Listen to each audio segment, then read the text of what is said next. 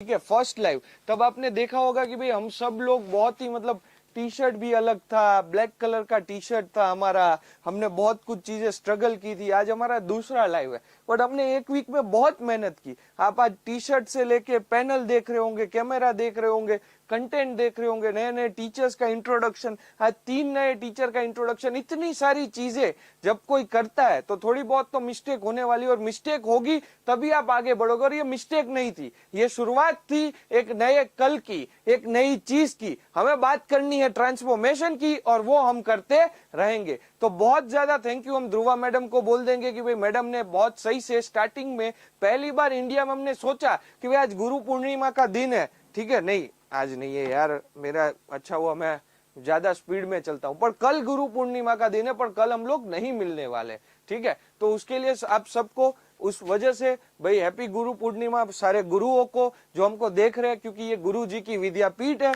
कल हम आपके लिए जरूर से कुछ स्पेशल या लाइव लाने ही वाले हैं, पर वो बहुत बड़ा सरप्राइज है और वो कल शाम को होने वाला है, पर वो हम यहाँ पे रिवील नहीं कर रहे। गुरु जी की विद्यापीठ में आप सबको पता है कि भाई ट्रांसफॉर्मेशन की बात होती है। तो पहले पढ़ाना शुरू करता हूँ, बीच बीच में बातें भी करता रहूंगा, तो आपको भी और मुझे भी दोनों को मजा आए।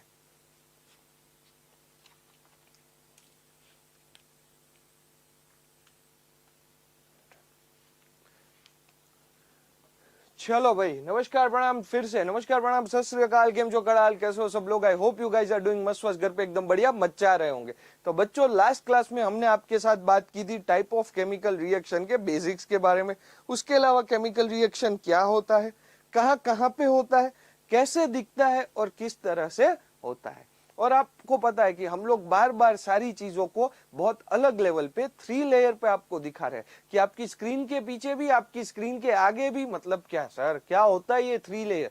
3 लेयर मतलब कैसी चीज कि आपने क्या होता है, अभी तक आप मोनोटोनियस वीडियो देख रहे थे यूट्यूब पे और बहुत सारी जगह पे, पर हम लाए इंडिया में पहली बार की नहीं भाई, बच्चे को कुछ अलग लेवल से सोच होनी चाहिए, अलग लेवल से थॉट प्रोसेस डेवलप होनी चाहिए। और ये सारे वीडियोस को आप कहाँ देख सकते हो? पहली बार ये सारे वीडियोस आपको टीवी पे दिखेंगे, वो भी ओटीटी प्लेटफॉर्म पे।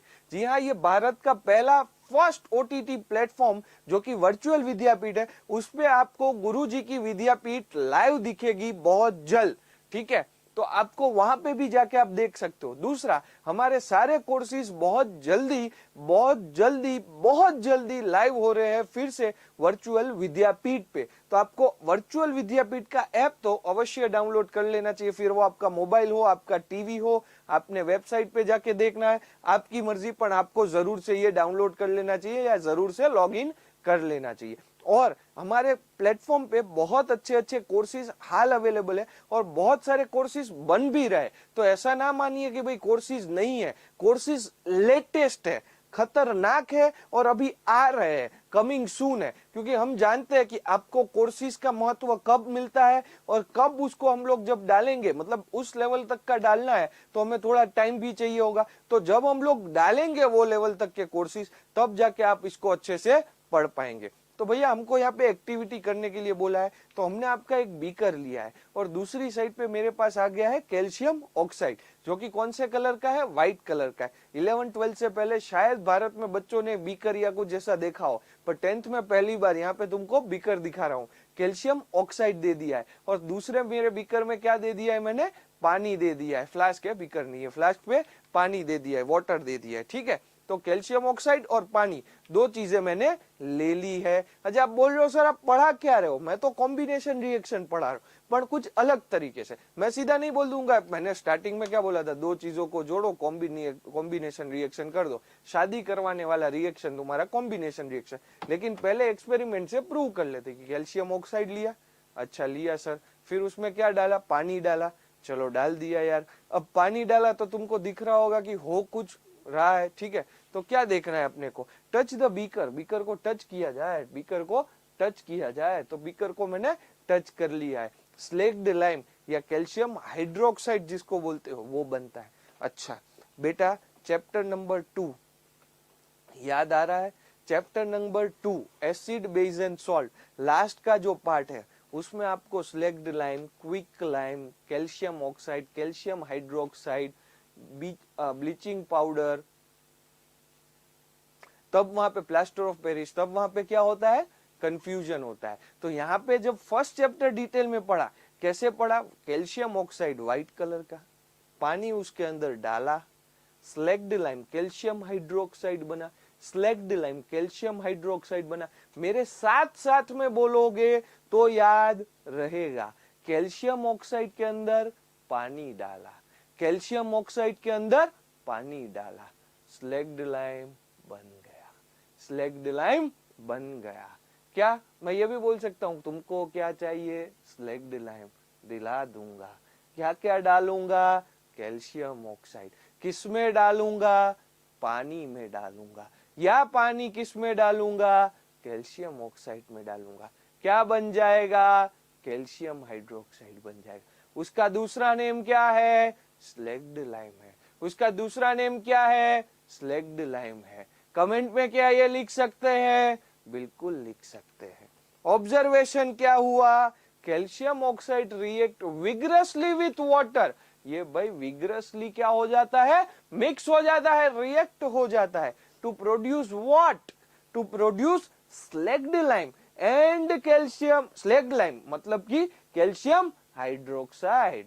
कहने का मतलब कैल्शियम ऑक्साइड, कलर उसका व्हाइट, उसके अंदर डाला पानी, बन गया आपका कैल्शियम हाइड्रोक्साइड, बन गया आपका कैल्शियम हाइड्रोक्साइड। साथ में बोलो, क्लास में हो तुम लोग, साथ में बोलोगे, क्या बोलोगे, बन गया आपका कैल्शियम हाइड्रोक्साइड। माने क्या, स्लैग्ड लाइम। अब एग्जाम में पूछे तो याद रहेगा, आ जाएगा। अच्छा, क्या चेंज आया, releasing large amount of heat, बहुत ज्यादा जरूरी, टिक कर लो इसको, रिलीजिंग, स्क्रीनशॉट ले लो इसका, फटाफट से स्क्रीनशॉट ले लो। कैल्शियम ऑक्साइड पानी के अंदर कैल्शियम हाइड्रोक्साइड बन जाता है, जिसका दूसरा नाम स्लैग्ड लाइम होता है। और जब टच करा वो बीकर को तो बहुत ज्यादा गर्म लगा, लार्ज अमाउंट ऑफ हीट उसने रिलीज किया, लार्ज अमाउंट ऑफ हीट उसने रिलीज किया। तो CaO को जब मिला H2O का साथ,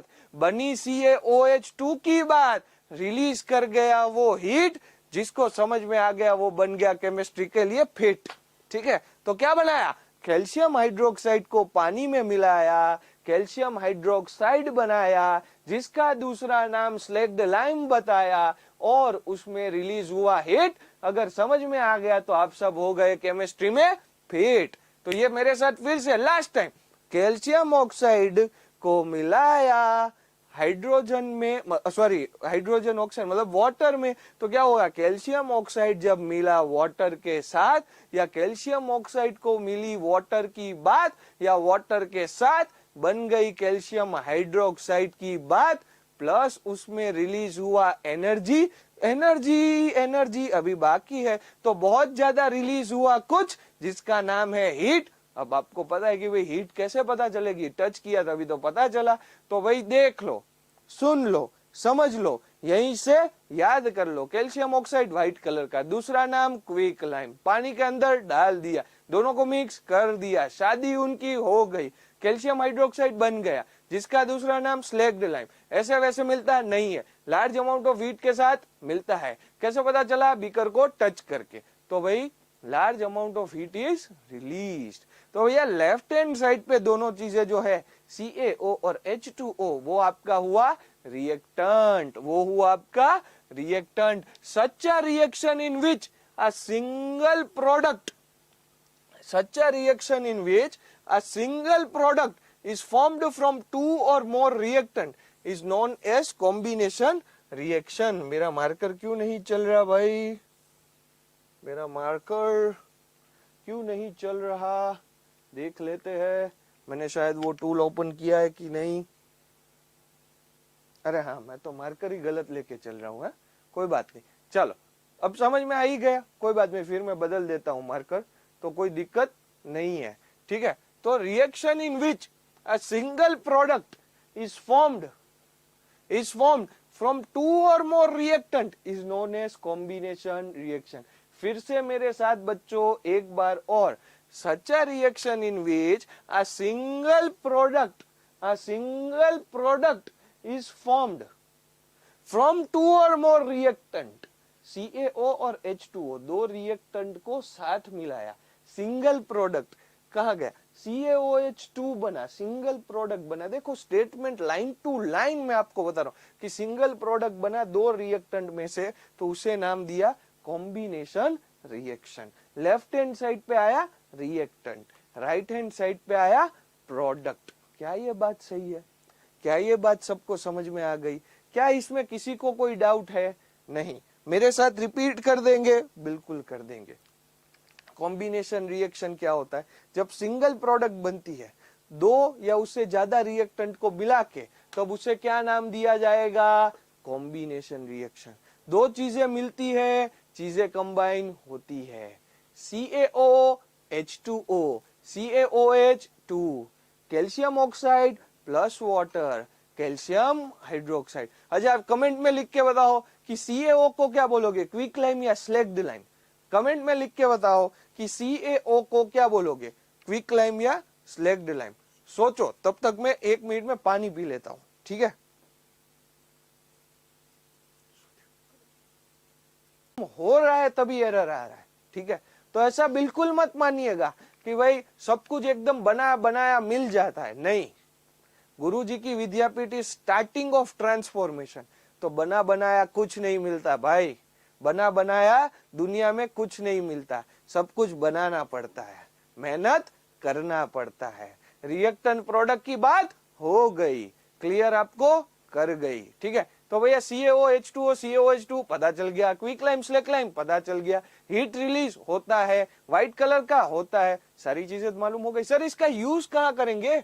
कॉम्बिनेशन रिएक्शन का यूज कहाँ करेंगे? ये जो व्हाइट वॉशिंग होती है, जो व्हाइट वॉशिंग ऑफ वॉल, जो आप बोलते हो चूने की दीवार, पूरी दीवार पे चूना लगाना है, व्हाइट वॉश करना है, सफेद कलर का कर देना है, तो ये बेसिकली जो है ना, ये एग्जाम्पल जो आपको दिख रहा है व्हाइट वॉशिंग ऑफ वॉल का, वो तुम्हारा कॉम्बिनेशन रिएक्शन का एग्जाम्पल है। देखो तुमको स्क्रीन पे कुछ दिख रहा होगा, जब इसको मैंने माइक्रो जूम कर दिया, पहली बार फिर से बोल रहा हूं, यूट्यूब का वीडियो है, जूम करने की जरूरत नहीं, यहाँ पे मैंने 3 लेयर पे दे दिया कि क्या हो रहा है। ये जो तुम्हारी दीवार ब्रिक्स की बनी दीवार है ना, ये ब्रिक की बनी दीवार के अंदर CaOH2 दिख रहा है तुमको?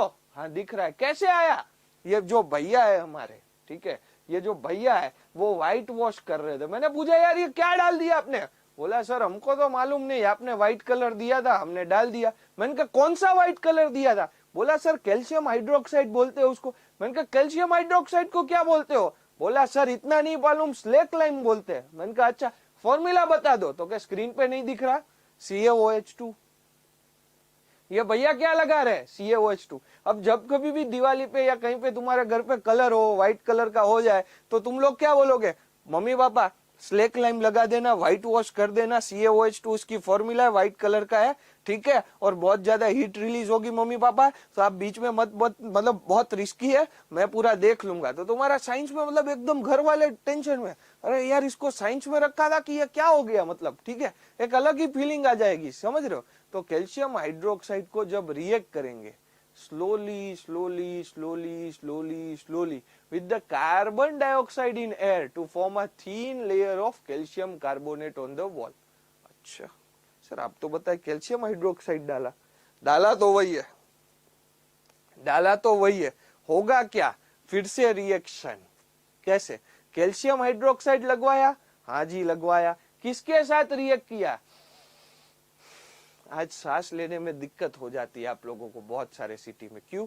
क्योंकि CO2 बढ़ जाता है, CO2 होता है सर, पर सर इतना ज्यादा नहीं है, तो तुम टेंशन मत लो, घर पे बैठ के करके बहुत CO2 बहुत CO2, फिर बहुत लोग तो बहाने मारने लगेंगे, सर आज CO2 का लेवल ज्यादा था ना तो मैं कोचिंग में नहीं आ पाया, सर आज CO2 का लेवल ज्यादा था तो मैं आज स्कूल नहीं जा पाई।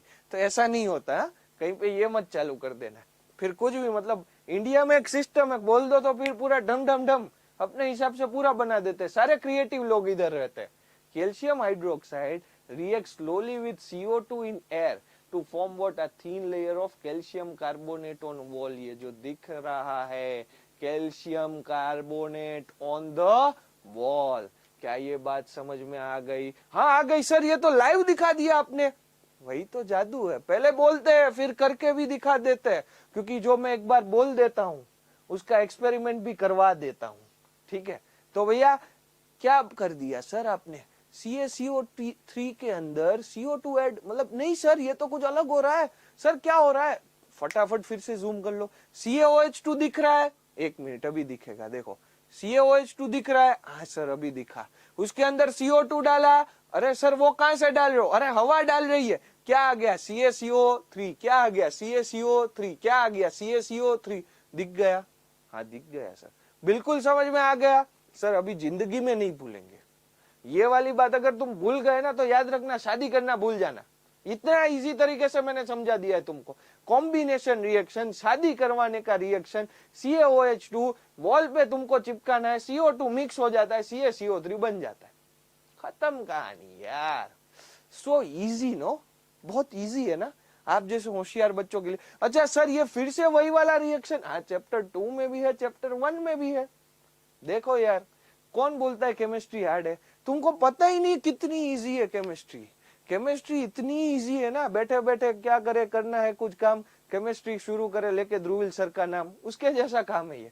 ठीक है, तो CaOH2 जिसके अंदर, अंदर नहीं जिसके ऊपर, ऊपर नहीं यार, उसके साथ CO2 को मिक्स किया। अच्छा ये इन, अबाउ, बिलो, इसका भी बहुत महत्व है, जितना ग्रामर में महत्व है उतना ही केमिस्ट्री में महत्व है। अच्छा ये लेक्चर को तुम मतलब UPSC तक चला सकते हो, इतना ज्यादा बोल रहा हूं मैं इसमें, इतना ज्यादा बता रहा हूं। ठीक है, जितना भी मेरे अंदर का ये 2, 3, 5 सालों में बाकी रह गया है कि आज पढ़ाई देना है जीवन में, वो सब यहाँ पे डाल दिया मैंने।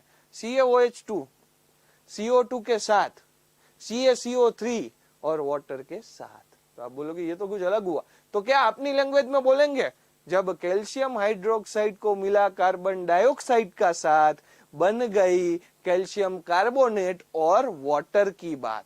तो जब रिएक्टेंट कौन से है हमारे, रिएक्टेंट है हमारे CaOH2 और CO2, प्रोडक्ट कौन सी है हमारी CaCO3 और H2O। अच्छा CaCO3 देखना हो तो कहां मिल जाएगा देखने, chemical formula for marble is also CaCO3।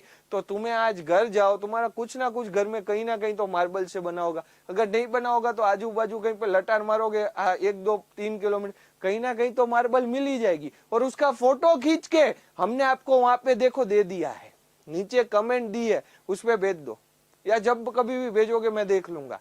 ठीक है, तो मुझे पता चल जाएगा कि हाँ इसको पता चलता है, यही तो मैं पढ़ के आया है कि इसको मार्बल बोलते हैं। ठीक है, डन है मेरे भाइयों और मेरे बहनों, डन, इसमें कोई दिक्कत। कॉम्बिनेशन रिएक्शन कौन कौन से, burning of a coal, burning of a coal, C+O2 CO2, दो रिएक्टेंट एक प्रोडक्ट, C+O2 CO2, क्लियर मेरी बात। Formation of water from H2 and O2, भैया जी H2 को मिला O2 का साथ, वाटर की बन गई बात, H2 और O2 रिएक्टेंट, H2O प्रोडक्ट। क्या ये बात क्लियर, बिल्कुल। when two or more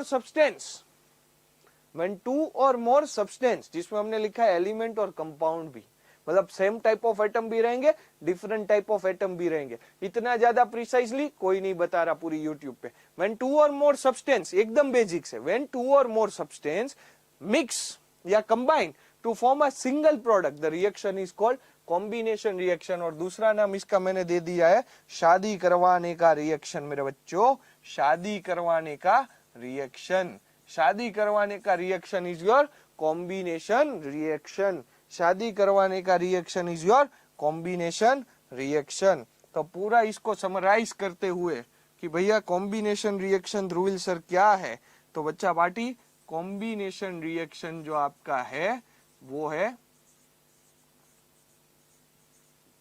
कि भाई जब दो रिएक्टेंट A और B मिलता है और एक प्रोडक्ट C बनता है, ये A और B लेफ्ट हैंड साइड पे रिएक्टेंट जिसका नाम है, कभी कभी उसे सबस्ट्रेट भी बोला जाता है, तब आपका C जो कि आपका प्रोडक्ट है वो बन जाता है।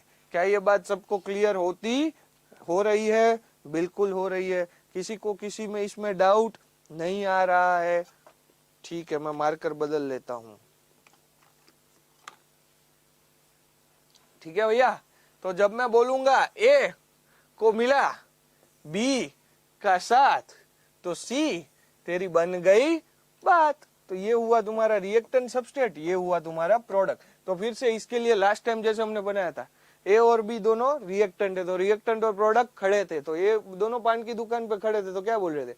ए बोला मैं हूं प्यारा, मैं हूं न्यारा, मैं सबका दुलारा हूं, ए मतलब रिएक्टेंट। मैं हूं न्यारा, मैं हूं प्यारा, मैं सबका दुलारा हूं, मैं सबके साथ रिएक्ट कर जाता हूं, तभी प्रोडक्ट तू बन पाता है। प्रोडक्ट तेरा मेरे बिना कोई काम नहीं, प्रोडक्ट तेरा मेरे बिना कोई बात नहीं। और ये ज्यादा भी बोल सकता था इस तरह से, उसको पूरा नहीं आया। अगर हमारे जैसा आता तो बोलता कि ए क्या बोलता, मैं हूं न्यारा, मैं हूं प्यारा, मैं सबका दुलारा हूं, मुझे रिएक्टेंट भी बोले, मुझे सबस्ट्रेट भी बोले, मुझे जब हम दोनों मिक्स हो जाए तो प्रोडक्ट तेरी बात हो ले, वरना तू ना बन पाएगा, मेरे बिना तू कभी ना कर कुछ पाएगा।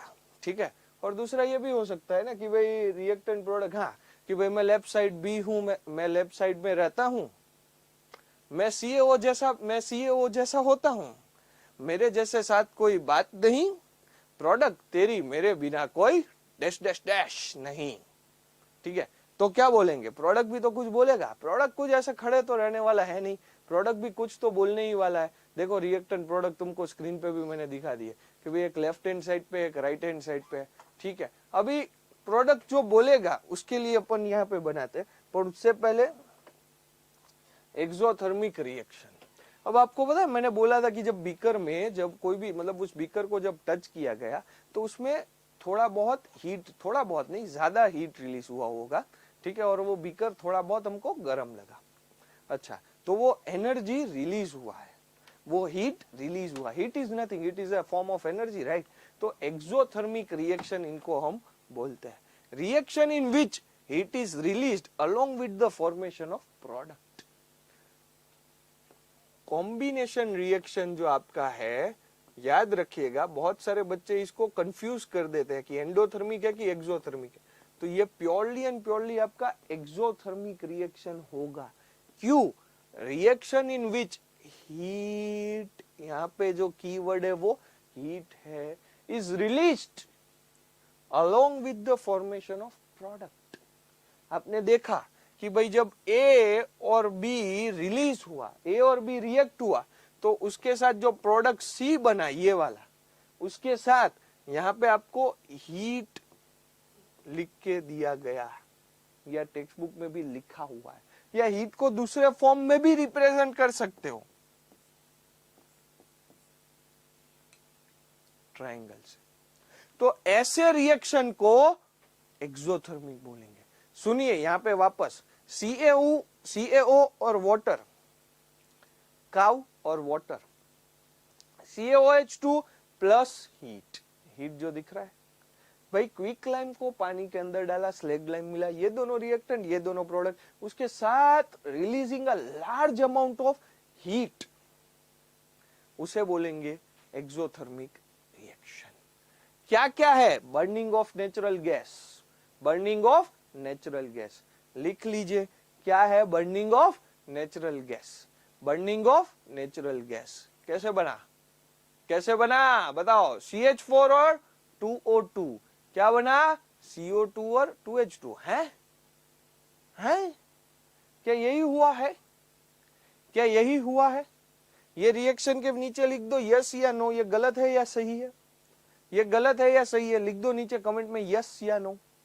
फटाफट लिख दे सारे बच्चे यस या नो, जल्दी लिख देंगे मेरा लाल बाल गोपाल। अच्छा ये हमारा लोगो कैसा लगा गुरुजी की विद्यापीठ का? इसका कल नहीं बोलना था,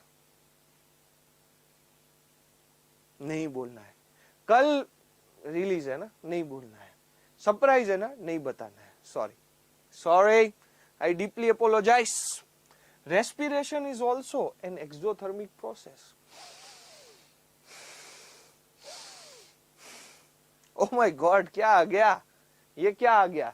We need energy to stay alive. हमें चाहिए energy to stay alive, right?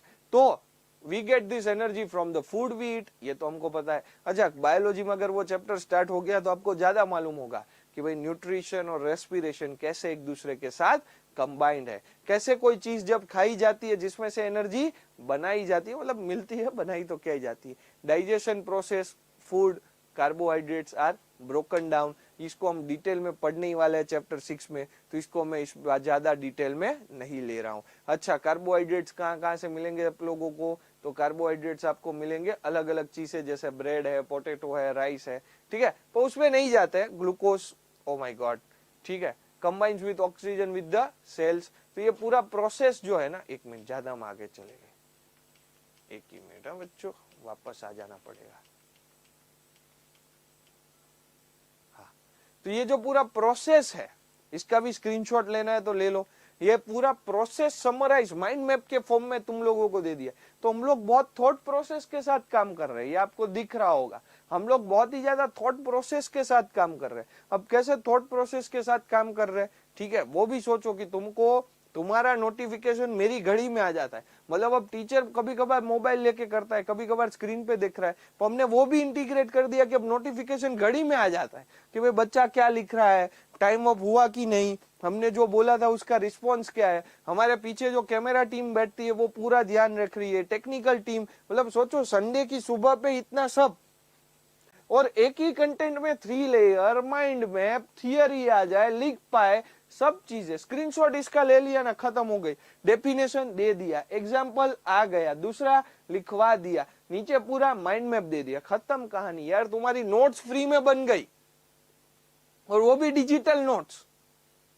कोई जरूरत नहीं है कहीं से परचेस करने की नोट्स की। हम बिल्कुल फ्री देने वाले हैं सारी चीजें, हम बिल्कुल फ्री देने वाले हैं, कोई खर्चा करने की जरूरत अभी है ही नहीं। मत करो यार, मत करो, ठीक है। बहुत सारे लोगों का जब फर्स्ट लाइव आया, ये तो बात मतलब निकली है तो कर ही देते, और मुझे करनी भी थी ये लाइव पे। बहुत सारे लोगों का जब फर्स्ट लाइव हमने किया, बहुत सारे हमारे टीचर्स ने, मतलब 2-3 जो रिकिन सर थे वहां पे, वत्सल सर थे, सबने अच्छा पढ़ाया, बहुत सही पढ़ाया, ठीक है। तो जब फर्स्ट लाइव किया तो बहुत सारे टीचर्स का उत्साह आया हमारे साथ जुड़ने का। हमें फोन आए, मैसेज आए, मुझे पर्सनली भी आए, बहुत सारे लोगों को टीम में भी आए, ठीक है। बोला कि यार आप कुछ कर रहे हो। लोगों को अभी तक था कि नहीं, ये लोग बोल रहे नहीं हो पाएगा, क्या पता नहीं था। हमने फर्स्ट लाइव किया, इतना अच्छा हुआ, आपका प्यार मिला, तो अब लोग भी बोल रहे कि हमारे साथ जुड़ना है, ठीक है। अभी तक अलग पूरा माहौल था, अब थोड़ा बहुत माहौल चेंज हो रहा है, और 1 साल के अंदर हम इसको पूरा चेंज कर देंगे, इसको हम पूरा चेंज कर देंगे। यूट्यूब पे तो पढ़ाना है ही है, ओटीटी प्लेटफॉर्म पे पढ़ा रहे, ऐप पे पढ़ा रहे, बैचेस ला रहे, मटेरियल ला रहे, 3 layer, 14 different type of content, 100 से ज्यादा teachers, dedicated standard teachers, mentors, care के लिए पूरा डिवीजन। जैसे ऑफलाइन कोचिंग में पूरे का पूरा होता है, वही यहाँ पे होने वाला है। मैं फिर से बता दूं, गुरु जी की विद्यापीठ कहीं पे पीछे रहने वाली नहीं है, ट्रांसफॉर्मेशन इन एजुकेशन लाने वाली है, जहां पे आपको 14 डिफरेंट टाइप ऑफ कंटेंट एक ही चीजों का, फिर वो मैराथन हो या नॉर्मल बैचेस वाले क्लास हो, 1 शॉट रिवीजन हो, स्प्रिंट हो, या मतलब टेस्ट सीरीज का हो, एनसीईआरटी लाइन टू लाइन हो, सारा कंबाइन करके देने वाले। सारा मटेरियल प्रिंटेड फॉर्म में, सॉफ्ट कॉपी के फॉर्म में आपको मिल जाएगा। व्हाट्सएप चैटबॉट ला रहे हैं, बहुत जल्दी व्हाट्सएप चैटबॉट, डाउट चैटबॉट ला रहे हैं, खतरनाक फीचर आने वाला है, एकदम नए टेक्नोलॉजी को इंटीग्रेट करके ला रहे हैं, मतलब अब खत्म ही हो जाएगा। माइक्रो रील्स के फॉर्मेट में कंटेंट ला रहे हैं आपके लिए, कि भाई जो बच्चा स्पीड में रिवाइज करना चाहता है, 30 सेकंड से 1 मिनट के अंदर रिवाइज करना चाहता है, उसके लिए भी चीजें ला रहे। तो भाई गुरु जी की विद्यापीठ सब कुछ करने वाली है। गुरु जी की विद्यापीठ आपका हैंड होल्डिंग होगी, ऑनलाइन हो या ऑफलाइन हो। बहुत जल्दी हमारे सेंटर्स भी खुल रहे हैं। गुरु जी की विद्यापीठ इज कमिंग ऑफलाइन। 1 वीक के अंदर सोचो क्या नहीं किया हम लोगों ने, कितने टीचर्स को जोड़ा, 100 से ज्यादा teachers. Still we are hiring more and more teachers, we are inviting, we are not hiring, we are inviting more teachers. हम ऑफलाइन भी आ रहे। बहुत जल्दी गुजरात के बहुत सारे सिटीज में गुरुजी की विद्यापीठ ऑफलाइन आ चुकी होगी, और बहुत जल्दी इसका लॉन्च भी कर रहे हैं हम लोग। और सिटीज भी आप गेस कर लो, मेजर बड़े बड़े सिटीज में हम आने वाले, Ahmedabad, Gandhinagar, Jamnagar, Rajkot, Bhavnagar, get ready, we are coming. और छोटे छोटे सिटीज जैसे कि Mehsana, Himmatnagar, Bhuj, we are also coming, ठीक है। तो भाई गुरुजी की विद्यापीठ ऑनलाइन हमने शुरू किया, 1 वीक पहले की जर्नी। ऑफलाइन हम लॉन्च कर रहे हैं बहुत जल्दी, विद इन 1 to 2 months। मुझे नहीं पता कि हम कब लॉन्च कर रहे हैं, एग्जैक्ट डेट अभी मेरे पास नहीं है, पर हम बहुत जल्दी आ रहे हैं, हम बहुत जल्दी आ रहे हैं। तो Guruji ki Vidyapeeth will be now online, will be now offline, will be hybrid. Material भी यहीं से, 3 लेयर भी यहीं से, डाउट बोर्ड भी यहीं से, पढ़ाई होगी अब सिर्फ यहीं से। तो भाई फिर से मैं बता दूं, यहाँ पे अपन को एंड करना है बहुत जल्दी, इसीलिए मैं ज्यादा इसमें आगे नहीं जा रहा हूं। बट अगेन टेलिंग यू, फिर से उन सारे टीचर्स को बहुत बहुत धन्यवाद जो लास्ट वीक हमारा लाइव देख के हमारे साथ जुड़ना चाहते हैं। उन सारे टीचर्स का, जो सारे टीचर्स जुड़ गए, टेक्निकल टीम बड़ी की हमने, स्टूडियो टीम बड़ी की। बहुत जल्दी गुजरात के सिटीज में स्टूडियोज आ रहे हैं, बहुत सारे सिटीज में। गुरुजी की विद्यापीठ क्या क्या कर रही है आप सोच नहीं सकते। हमारा बहुत पर्सपेक्टिव बदल चुका है, बहुत अलग तरीके से ट्रांसफॉर्मेशन होने वाला है। तो बच्चा इस अब जो कंटेंट में बोल रहा हूँ या अब जो चीजें बता रहा हूँ, इसको खास सुन लेना या स्क्रीनशॉट ले लेना या रिकॉर्ड कर लेना, ठीक है। 1 वीक पहले की जो जर्नी गुरुजी की विद्यापीठ ने शुरू की थी, आज वो कुछ नेक्स्ट लेवल तक आ गई है। 100 से ज्यादा टीचर्स, बहुत ज्यादा बड़ी कंटेंट टीम, बहुत ज्यादा सारे सिटीज में स्टूडियोज, जीकेवी का offline centre, WhatsApp chat doubt board, हमारी यूट्यूब चैनल, हमारा ओटीटी प्लेटफॉर्म, हमारा app, printed material, soft copy material और बहुत कुछ बिल्कुल आपके लिए। लेकिन अभी होगी आपकी पढ़ाई की लड़ाई पे एकदम जीत। बट अभी हम लोग केमिस्ट्री को रोकना पड़ेगा क्योंकि आज हमारा थोड़ा टेक्निकल एरर था, तो थोड़ा हमारा सेशन लेट शुरू हुआ था और वत्सल सर 10 मिनट से राह देख रहे हैं, ठीक है। तो अभी वत्सल सर को भी मुझे माइक हैंड ओवर करना है। तो वत्सल सर, हमारा तो बहुत छोटा सा चैप्टर हुआ, पर मैं बच्चों को बार बार मिलूंगा, उनकी पूरे का पूरा कोर्स खत्म करवाने वाला हूं, तो कोई टेंशन इसको लेना मत। यूट्यूब पे पूरा आपका केमिस्ट्री खत्म होने वाला है। तो अभी हम फिजिक्स के सर वत्सल सर को बुलाएंगे और वत्सल सर आ जाइए, टिल हम आपका सब पूरा सेटअप कर दे पीछे। आप तब तक आ जाइए और बच्चों के साथ थोड़ी बात करिए, कैसा रहा आपका 1 वीक का एक्सपीरियंस और क्या क्या हम ला रहे हैं जीकेवी में, ये जरा बच्चों को बताइए। बस एक ही माइक से होगा सर आज। हेलो बच्चों, good morning, good morning, good morning. ये आपके हथियार, अस्त्र शस्त्र। सो ध्रुविल सर ने काफी सारा केमिस्ट्री आज पढ़ा दिया है, बट थोड़ा बहुत टेक्निकल एरर की वजह से थोड़ा टाइम हमको कम मिला है। बट जो कम होता है तो उसके बाद वाला आएगा वो ज्यादा ही आएगा, ये डेफिनेटली श्योर है, क्योंकि आप लोग बने हुए गुरुजी की विद्यापीठ के साथ। तो थोड़ा विदा ले लूं और आप ध्रुविल सर अभी विदा ले रहे हैं, तो भाई बोल दूं मेरा जो डायलॉग है लास्ट वाला। तो हंसते रहे, मुस्कुराते रहे, पढ़ते रहे, सीखते रहे, लर्न करते रहे, आगे बढ़ते रहे। किससे? मुझसे। कहाँ पे? Only on Guruji ki Vidyapeeth, which will be now online and offline very soon. लो सर, आपका हुआ पूरा माइक और स्पीच।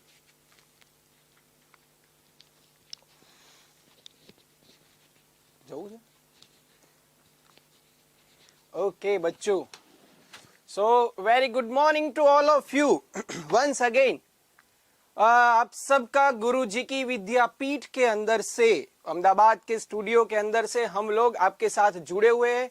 आप लोग सुबह 8 बजे से लगातार हमारे साथ जुड़े हुए, इसके लिए थैंक यू सो मच।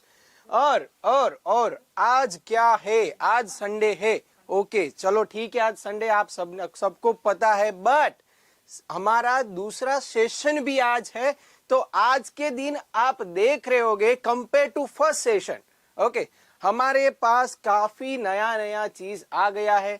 क्योंकि इसलिए मैं बोल रहा हूं, आप यहाँ पे सभी टीचर्स की, सभी गुरुजी की जो आप टी शर्ट्स देख रहे हो वो भी नई है, ओके, जो बिल्कुल आपके लिए ही बनी है। आपका टीचर कहाँ से होगा? गुरुजी की विद्यापीठ से होगा। आपका टीचर कौन रहेगा? गुरुजी की विद्यापीठ वाला रहेगा, ओके। और विद्यापीठ के जो टीचर है उसकी पीठ पर क्या लिखा होगा देख लीजिए आप। फिजिक्स गुरु, केमिस्ट्री गुरु, मैथ्स गुरु और जितने भी सब्जेक्ट है वो आपके लिए है, ठीक है। तो आपकी एक ही रिस्पॉन्सिबिलिटी है, बिफोर दी गुरु पूर्णिमा आपके साथ ये बात कर रहा हूं बच्चों, कि गुरु दक्षिणा के दौर पर आप लोग हमारे साथ हर हमेश बने रहेंगे, ठीक है। तो अभी हम लोग जो बात कर रहे थे पिछले सेशन के अंदर, हम लोग गए थे कुछ करंट के अंदर, हमने देखा था इलेक्ट्रॉन, हमने कुछ देखा था कि करंट कहां से कहां जाएगा, हमने और क्या क्या देखा था, वो सारी चीज आप सबको पता है। अगर पता नहीं है तो अभी मैं आपके साथ छोटी सी बात शेयर करने वाला हूं। आपको ये क्यों नहीं पता रहा कि सपोज, सॉरी ये यहाँ पे क्या हुआ, चलो ओके डन। अभी जो हम बात कर रहे थे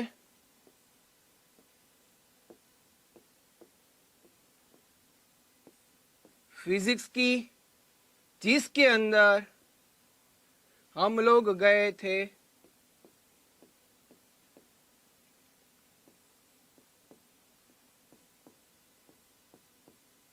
इलेक्ट्रिसिटी।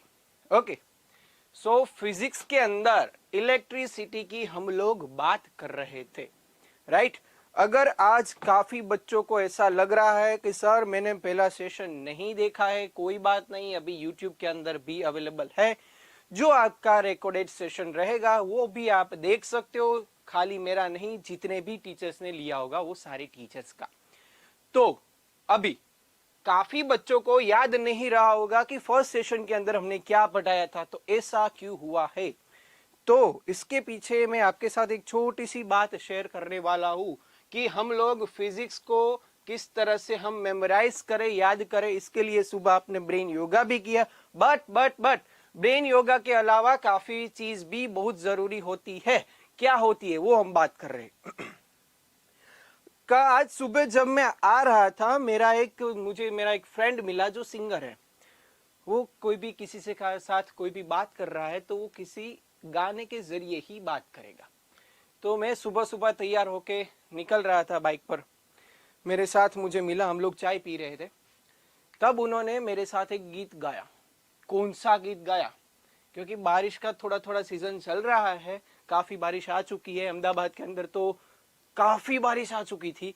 आज सुबह थोड़ा थोड़ा माहौल अभी बारिश का बन रहा है, तो उसके लिए उन्होंने मेरे साथ मेरी टी शर्ट को देखकर बोला कि भाई रिम झिम गिरे सावन, सुलग सुलग जाए मन, भीगे आज इस मौसम में, लगी कैसी ये अगन। तब मैंने उसको ऐसा जवाब दिया कि ये अगन किसकी है और किसकी होनी चाहिए भैया, फिजिक्स की लगन होनी चाहिए, ये फिजिक्स की अगन भी होनी चाहिए।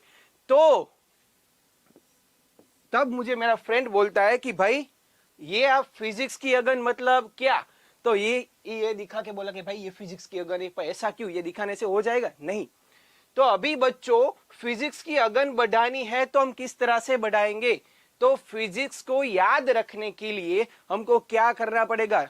माननीय नरेंद्र मोदी हमारे जो प्रधानमंत्री है, उन्होंने एक उनके इंटरव्यू के दौरान बोला था कि सामने वाले एंकर ने पूछा कि सर जी आपके पास अभी सब कुछ है, जो आपको चाहिए था वो सब कुछ है, आपके पास हाई सिक्योरिटी है, आपको देश विदेश के बड़े बड़े नेता आपको मिलने के लिए तैयार है, आप पूरा देश चला रहे हो, आपके पास टाइम ही टाइम है, फिर भी आप दिन में 20 घंटा से ज्यादा काम कर रहे हो, सर जी ऐसा क्यों।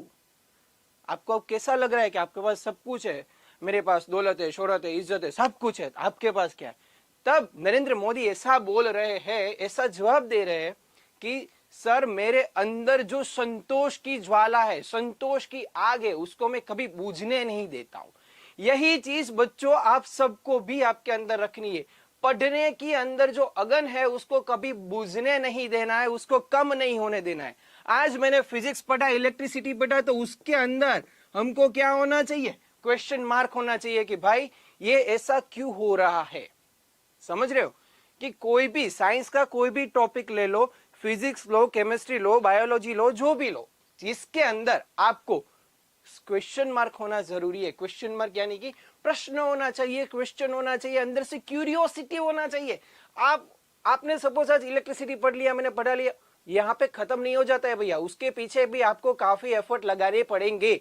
क्योंकि फिजिक्स, केमिस्ट्री या बायोलॉजी कोई भी हो, जिसके अंदर आपको क्वेश्चन हुआ, उसके पीछे आप कोई वर्क करेंगे तो आपको कॉन्सेप्ट क्लियर होगा। सो बच्चों किसी भी चीज के लिए, स्पेशली फॉर फिजिक्स, अभी हम फिजिक्स की बात करें तो फिजिक्स के अंदर कॉन्सेप्ट क्लियर होना बहुत जरूरी है। यह कॉन्सेप्ट आपको मैं सॉल्व कराने वाला हूं।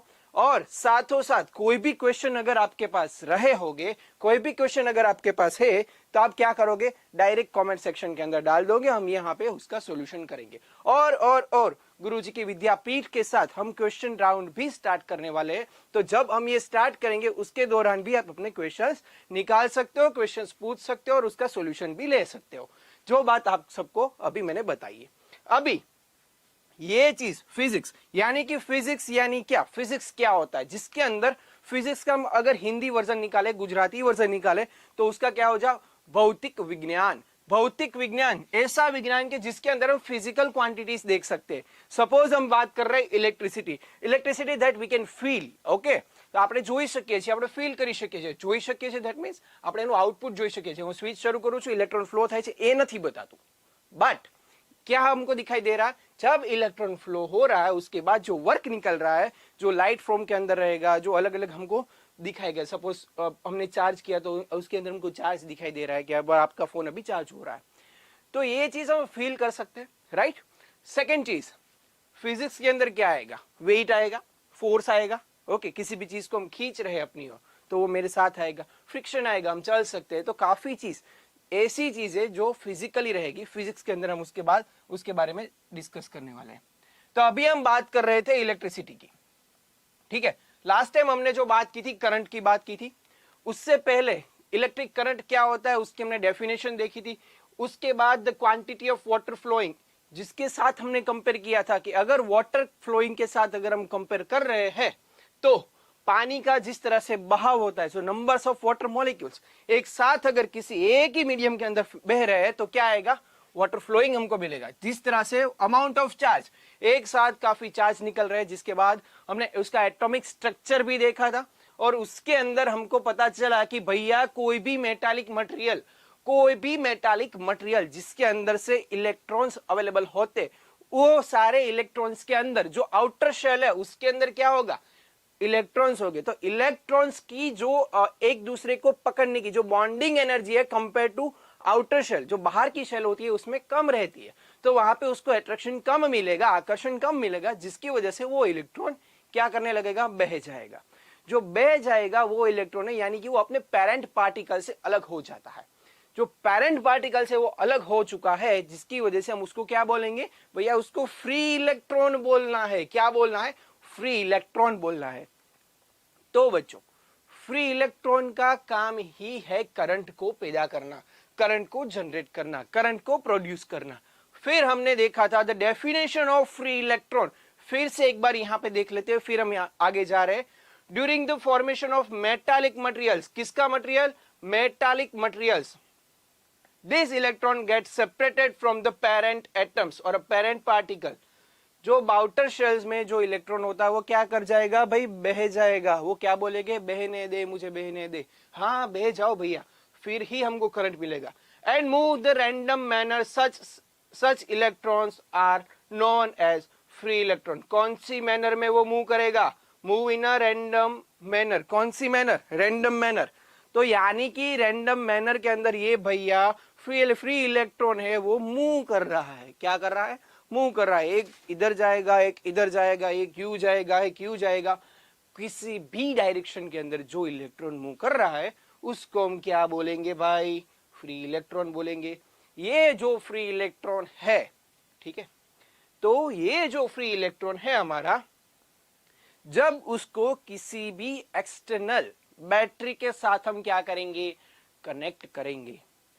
जब भी उसको बैटरी के साथ कनेक्ट करेंगे, फिर हम स्विच ऑन करेंगे, तो बैटरी में से जो कोई भी करंट पसार होगा, जिसकी वजह से ये जो पोटेंशियल डिफरेंस, वोल्टेज जो निकलेगा, जिसकी वजह से जो इलेक्ट्रॉन है उसको एक प्रॉपरली चार्ज मिल जाएगा, जिसकी वजह से सारे इलेक्ट्रॉन को एक पर्टिकुलर डायरेक्शन के अंदर क्या करेंगे, मूव करने लगेंगे। ये चीज ऐसी हुई जो मैंने आपके साथ भी बताई थी। अगर आपके क्लास में टीचर अवेलेबल नहीं है, तब का माहौल आप देखोगे तो स्टूडेंट्स जो है, बच्चे जो है, वो क्या करेंगे, कोई फर्स्ट बेंच पर चला जाएगा अपने फ्रेंड के पास, कोई लास्ट बेंच पर चला जाएगा। तो एक दूसरे की जगह अदल बदल। तो पूरे क्लास के अंदर अभी बच्चों को अभी आप फ्री इलेक्ट्रॉन की तरह कंसिडर करो तो एक बच्चा वहां जा रहा है, एक बच्चा यहां जा रहा है, एक बच्चा पीछे जा रहा है, एक बच्चा आगे जा रहा है, तो सारे free electrons as a student move कर रहे हैं। जैसे ही बैटरी क्लास में आती है, बैटरी यानी कि हमारे टीचर, तो टीचर जब क्लास में आते हैं तो सभी स्टूडेंट को एक डायरेक्शन के अंदर डिसिप्लिनली बैठ जाएंगे। तो यहाँ पे भी टीचर का काम बैटरी कर रही है, जैसे ही बैटरी कनेक्ट की, स्विच स्टार्ट हुआ, तो सारे फ्री इलेक्ट्रॉन्स है वो सेम डायरेक्शन के अंदर फ्लो होना स्टार्ट करने। जब ये फ्लो होगा उसको हम क्या बोलेंगे? Electric current. उसका भी हम डेफिनेशन भी देखने वाले हैं, तो डेफिनेशन देखने से पहले हम आगे जा रहे हैं। तो जब भी हमको कोई भी चीज करंट की बात कर रहे हैं तो उसके साथ हमको पता होना चाहिए कि करंट किसमें से फ्लो कर रहा है। तो करंट जिसके अंदर से फ्लो कर रहा है उसको हम क्या बोलेंगे? तो जिसके अंदर से करंट फ्लो हो सकता है उसको हम कंडक्टर बोलेंगे, जिसके अंदर से नहीं हो रहा है उसको हम इंसुलेटर बोलेंगे। तो ये चीज हम देखने वाले। तो आपके साथ यहाँ पे आप देख रहे हो क्या है भाई? तो ये है कॉपर, फिर हम देखेंगे सिल्वर भी आ गया है, और हम देखेंगे एल्यूमिनियम भी आ गया, और यहाँ पे वुड आ गया है। फिर हम ग्लास की बात करें, हमारा कांच, फिर आपकी स्क्रीन पर बच्चों आ रहा है रबर। ओके, तो ये चीज आपने देखी। तो आप सभी चीज के अंदर यहाँ पे जितनी चीजें आप देख रहे हो, सारी चीजों के अंदर अलग अलग प्रॉपर्टीज है। सभी एक मेटल से या कोई नॉन मेटल्स भी रहेगा, वो आप सबको पता है क्या मेटल है क्या नॉन मेटल है, ये चीज आपको पता होनी चाहिए। सभी को हम एक साथ हम डिस्ट्रीब्यूट करें तो जिसके अंदर से करंट पसार हो सकता है उसको मैं एक लाइन के अंदर ला रहा हूं, जिसके अंदर से करंट पसार नहीं हो रहा है उसको मैं अलग लाइन के अंदर ला रहा हूं। अभी फर्स्ट जिसके अंदर से करंट पसार हो सकता है तो इलेक्ट्रिकल कंडक्टिंग मटेरियल्स, क्या बोलते हैं उसको? इलेक्ट्रिकल कंडक्टिंग मटेरियल्स, जिसके अंदर से करंट पास हो रहा है। Okay, then more numbers of free electrons किसके अंदर है? कि ये कॉपर के अंदर, सिल्वर के अंदर, एल्यूमिनियम के अंदर। सो ये सब क्या है भाई? तो ये सभी मेटल्स है। ओके, ये चीज आप ध्यान रखना। तो जिसके अंदर मोर नंबर्स ऑफ क्या होते हैं? फ्री इलेक्ट्रॉन होते हैं।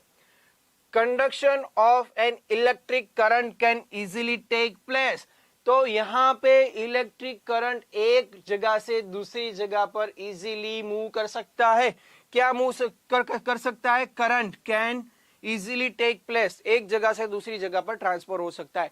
यानी कि जो कुछ भी metals, copper, silver, aluminium, gold, जो भी आप लो, उसके अंदर से इलेक्ट्रिसिटी पास हो सकती है। So we can say that these all metals are a good conductor of electricity.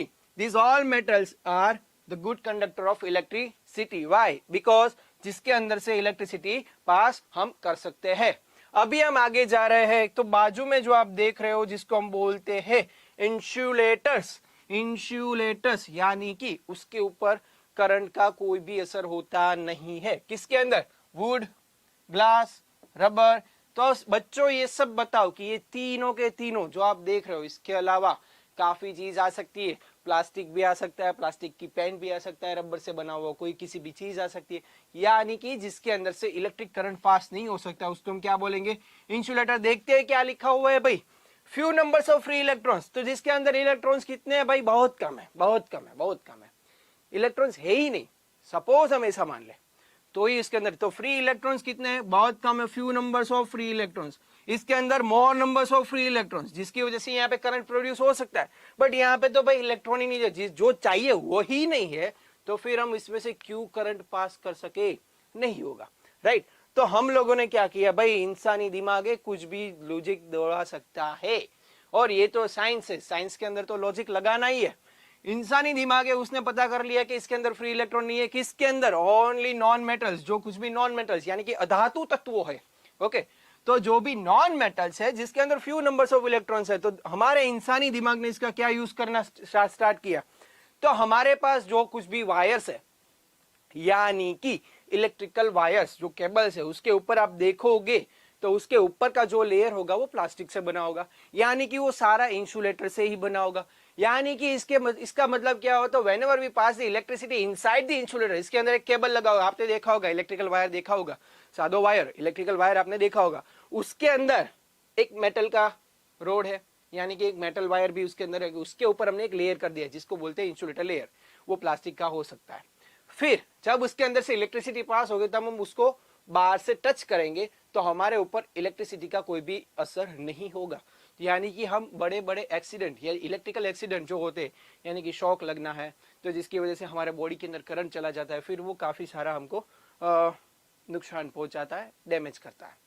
तो ये चीज ना हो इसकी वजह से हम लोगों ने क्या किया कि उसका हमने यूज कर दिया एज अ इंसुलेटर। क्यों? क्योंकि उसके अंदर फ्री नंबर्स ऑफ इलेक्ट्रॉन्स है, तो फ्यू नंबर्स ऑफ इलेक्ट्रॉन्स जिसके अंदर अवेलेबल है उसको हम क्या बोलेंगे? इंसुलेटर।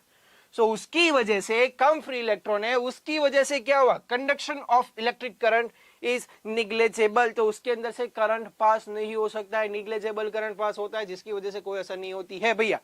तो अभी आप लोगों ने यहां पे ये देखा कि करंट किसके अंदर से पास हो सकता है, क्यों पास हो सकता है, करंट को पास होने के लिए क्या जरूरी है? तो करंट को पास होने के लिए फ्री इलेक्ट्रॉन जरूरी है। फ्री इलेक्ट्रॉन जिसके अंदर अवेलेबल है, so large number of free electrons, large amount of free electron किसके अंदर है? तो भैया वो मेटल्स के अंदर हमको मिल जाएंगे जिसके अंदर few numbers of free electron, यानी कि नॉन मेटल्स आइटम है जिसके अंदर हमको फ्यू इलेक्ट्रॉन्स मिल जाएंगे।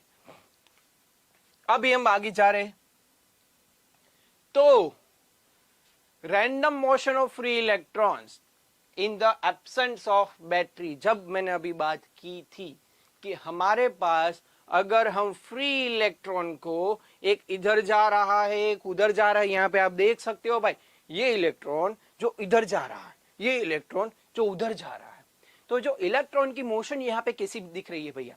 तो इलेक्ट्रॉन की मोशन है वो आपको दिख रही है रैंडम मोशन। ओके, तो रैंडम मोशन जो आपको दिख रही है किसकी दिख रही है? फ्री इलेक्ट्रॉन की। So when the absence of the battery, जब इसके साथ बैटरी नहीं है तब। तो यहाँ पे करंट की वैल्यू आपको कैसी दिखेगी? So here the value of current I is equal to 0। हम करंट को आई से डिनोट करेंगे। Okay, so value of current I is equal to 0। कब? जब ये वाली चीज हमारे साथ है तब। ओके, जब उसके साथ बैटरी कनेक्ट नहीं की है। So the electric current is not from even through the even through there due to the random motion of the free electron conducting material। तो जहां यहां पे जो आप देख रहे हो जिसके अंदर करंट की वैल्यू कैसी यहां पे होगी? 0 होगी भैया, 0 ही होगी ना, क्योंकि इसके अंदर अभी बैटरी कनेक्टेड हुई ही नहीं, ऊपर ही लिखा हुआ है भाई कि द एब्सेंस ऑफ बैटरी। तो अभी हमारे पास फ्री इलेक्ट्रॉन है, तो फ्री इलेक्ट्रॉन से भाई करंट क्यों नहीं जनरेट हो रहा है? भाई इसके लिए उसके साथ एक्सटर्नली हमको क्या ज्वाइन करना पड़ेगा? बैटरी ज्वाइन करनी पड़ेगी। ओके, समझ रहे हो आप? ठीक है, तो अभी हम आगे जा रहे हैं। तो after the connection of battery, अभी मैंने इसके साथ मैंने बैटरी कनेक्ट कर दी है, तो यू कैन सी हियर, तो मैंने एक बैटरी कनेक्ट की है, तो बैटरी की सिग्नेचर क्या होनी चाहिए ये भी आप यहाँ पे अभी सोच लो, देख लो कि बैटरी है, तो बैटरी हम देखेंगे तो बैटरी इस तरह से हम उसको दिखाएंगे। ठीक है, ये साइन है बैटरी की, तो इसको हम सर्किट सिंबल बोल सकते। जो बड़ा वाला है, क्या है? बड़ा वाला जो लाइन हमको दिखाई दे रहा है उसको हम क्या बोलेंगे? उसको हम बोलेंगे पॉजिटिव टर्मिनल। बैटरी के अंदर 2 होते, और एक छोटा वाली जो हमको लाइन दिखाई दे रही है उसको हम क्या बोलेंगे? Negative terminal. अभी हम बैटरी या सेल किसी को आपने देखा होगा, ओके, मेरी ड्राइंग बहुत ही अच्छी है ऐसा आप सब बोलना, तो उसके ऊपर आप देखोगे तो सेल के ऊपर लिखा होगा प्लस और नीचे माइनस। अभी आपके पास सेल अवेलेबल हो तो आप देख सकते हो, टीवी के रिमोट के पीछे वाला जो एरिया होता है उसको हम निकाल के देखेंगे तो वहां से आपको सेल मिल जाएगा, अगर आपके पास टीवी का रिमोट है तो। बट ये आप फिर देखना, और यहाँ पे अभी मैंने आपके लिए सेल बना दिया है। तो सेल के अंदर जो पॉजिटिव टर्मिनल है उसको हम बड़ी लाइन के साथ दिखाएंगे, और जो नेगेटिव टर्मिनल है उसको हम छोटी लाइन के साथ दिखाएंगे। So it is known as electrical symbol of battery, right? So electrical symbol of battery हम किस तरह से बनाएंगे? तो किसी भी सर्किट डायग्राम किसको बोलते हैं? अभी ये क्वेश्चन आ गया, सर्किट डायग्राम यानी कि परिपथ किसको बोलना चाहिए? तो परिपथ यानी कि जो भी इलेक्ट्रिकल डिवाइस है हमारे पास, इलेक्ट्रिकल कंपोनेंट नहीं, यानी कि बैटरी है, सेल है, बल्ब है, स्विच है, रियोस्टेट है, रेजिस्टेंस है, जो कुछ भी चीज है, एमीटर है, वोल्ट मीटर है, गैल्वेनोमीटर है, ये सारी चीजें जो आप देख रहे हो वो सबको हम किसी सिंबल के फॉर्म में बना देंगे, और वो सारी चीजों हमको एक प्रॉपर डायग्राम हमको मिलेगा जिसको हम बोलते हैं electrical circuit. The combination of the different types of electrical symbols, it is known as a circuit, ऐसा हम बोल सकते हैं। ठीक है, तो अभी हम यहाँ पे आपने बैटरी का देख लिया, तो बैटरी बैटरी बैटरी यहाँ पे आप देख रहे हो कि after the connection of battery, so conducting wire from the negative terminal to the positive terminal of battery. So उसके साथ यहाँ पे आप देख रहे हो, ये चीज आपने देखी होगी, तो उसके साथ यहाँ पे एक वायर जैसा जो स्क्वायर शेप दिखा रहा है, जिसको हम वायर की साइन बोलेंगे। ये बैटरी की साइन है, तो वायर की साइन कैसी रहेगी, वायर की साइन कैसी रहेगी, तो वायर की साइन लाइक दिस आपका हो गया wire. So it is an electrical symbol of wire. Okay, so ये वायर की साइन है। So उसको कैसे कनेक्ट करेंगे, negative terminal to the positive terminal of the battery. अभी यहाँ पे आप देखोगे whenever we connect the battery with the conducting medium, so सभी free electrons, all the free electrons are pass in the same direction। चलो इस तरह से जा रही है, कौन सी डायरेक्शन, सेम डायरेक्शन के अंदर जा रही है।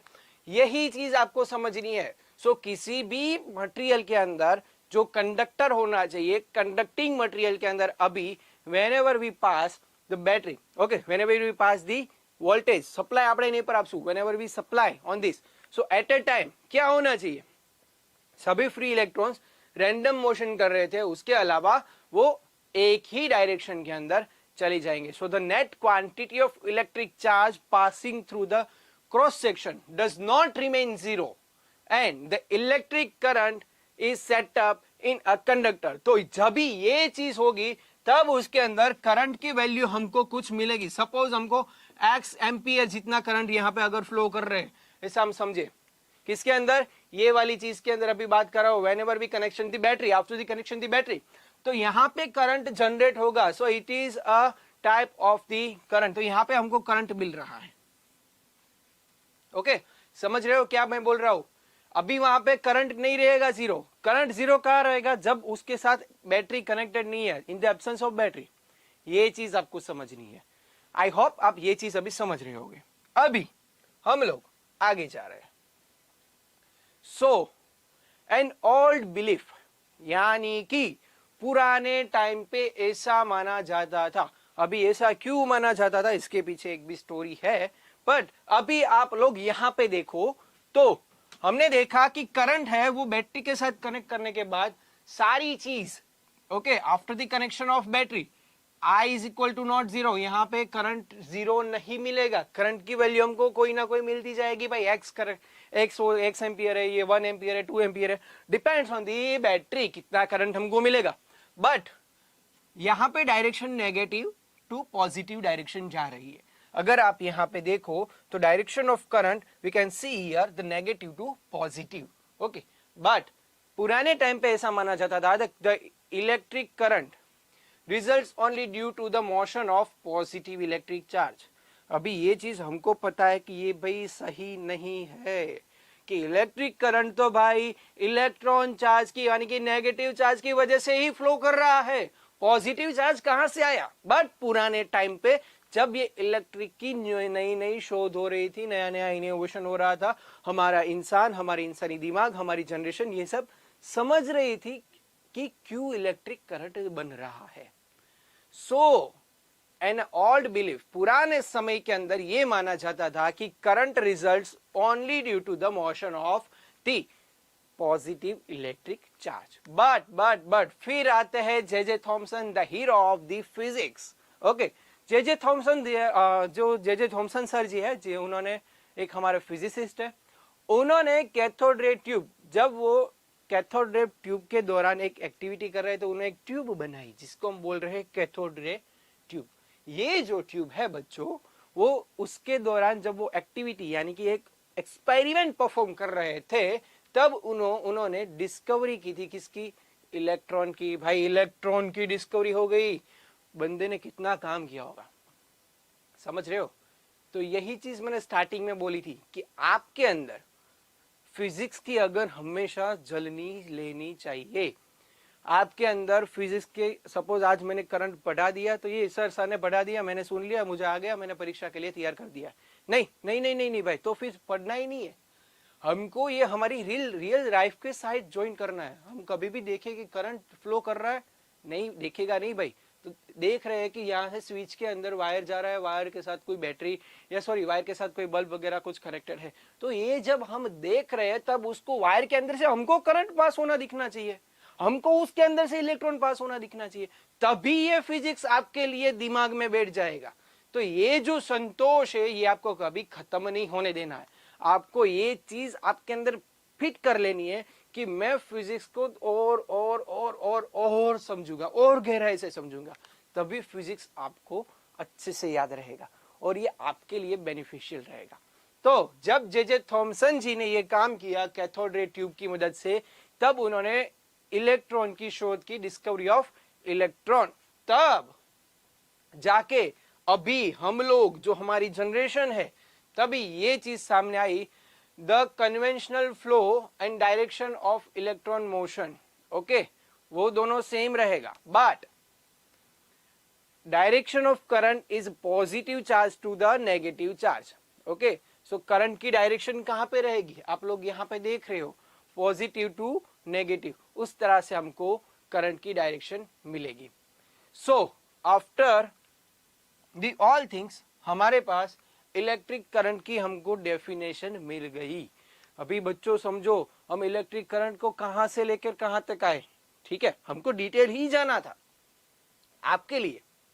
अभी आप देखोगे इलेक्ट्रिक करंट, सर इसके अंदर आपने डायरेक्ट ही डेफिनेशन हमको दे दी होगी, तो ये सारी चीज हमको क्यों याद रख, नहीं, ये याद रखना पड़ेगा भाई। हम लोग अगर फ्री इलेक्ट्रॉन्स को नहीं समझेंगे तो हमको फ्री इलेक्ट्रॉन्स वायर के अंदर दिखेगा ही नहीं, हमको ये फील करना है। We can feel the free electrons, the flow of free electrons to positive to negative in the particular wire, particular circuit, particular devices. So electric current को हम by definition क्या कहेंगे, जल्दी से ये बुक पेन कर लेकर ये definition लिख लो, ये काफी काम आने वाली है। So electric current means the rate of flow of electric charge, rate of flow of electric charge, rate of flow of electric charge, rate of flow of electric charge। या सस ये तो रैप हो गया भाई। तो rate of flow of electric charge यानी कि किसी भी मीडियम के अंदर, यानी कि कौन सा मीडियम, फिर से एक बार मेरे साथ, कंडक्टिंग मीडियम के अंदर, कंडक्टिंग मीडियम के अंदर ये चीज आप देख रहे हो, rate of flow of electric charge यानी कि इलेक्ट्रॉन का फ्लो, जब फ्री इलेक्ट्रॉन मोशन है वो जल्दी से एक जगह से दूसरी जगह जा रहा है। ओके, तो जब भी इसके साथ हम बैटरी कनेक्ट करेंगे तब ये चीज इलेक्ट्रिक फ्लो कर रही है। ओके, तो rate of flow of electric charge it is known as the electric current. That means the net quantity of electric charge flowing through the cross section of the conductor called electric current. Again, that means the net quantity of an electric charge flowing through the cross section of the conductor in electric current. तो बच्चों यहाँ पे हम लोग electric current की definition समझ गए।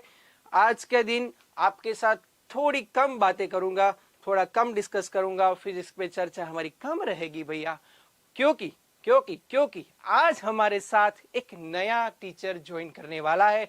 जी हाँ दोस्तों, आप सभी ने वो देखा होगा हमारे लाइव सेशन के बैनर के ऊपर, आप सभी ने देखा कि एक नई मैडम हमारे साथ आज कनेक्ट होने वाली है, जिसको आपने देखा था हमारे फर्स्ट, जब हमने इंट्रोडक्शन वाला सेशन लिया था, उसी दिन हमारे साथ आपके लिए सोशल साइंस के साथ कनेक्ट हुई थी।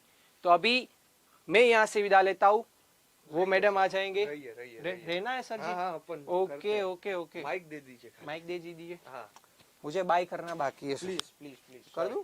बिल्कुल, आप ही का है सब। ओके बच्चों, तो फिर हम मिलेंगे अगले वाले सेशन के अंदर, तब तक आप बने रहिए मेरे साथ फिजिक्स के साथ। तो fun with science, enjoy the science and keep learn with Guruji ki Vidyapeeth. तो अभी Dhruvil sir please come here. चलो भाई, कैसे हो सब लोग, फिर से मुझे मिल ही गए तुम लोग। और हम लोग क्या पढ़ रहे थे, इलेक्ट्रिक करंट को पढ़ रहे थे। तो अभी वत्सल सर ने तो खतरनाक करंट पढ़ा ही दिया। सर आप ही के हथियार आप ही रखो, ठीक है। और वत्सल सर का भी मतलब देखो यार, टी शर्ट कैसा लग रहा है, जीकेवी का लोगो कैसा लग रहा है। हम बहुत जल्दी इसको रिवील भी कर रहे हैं कल।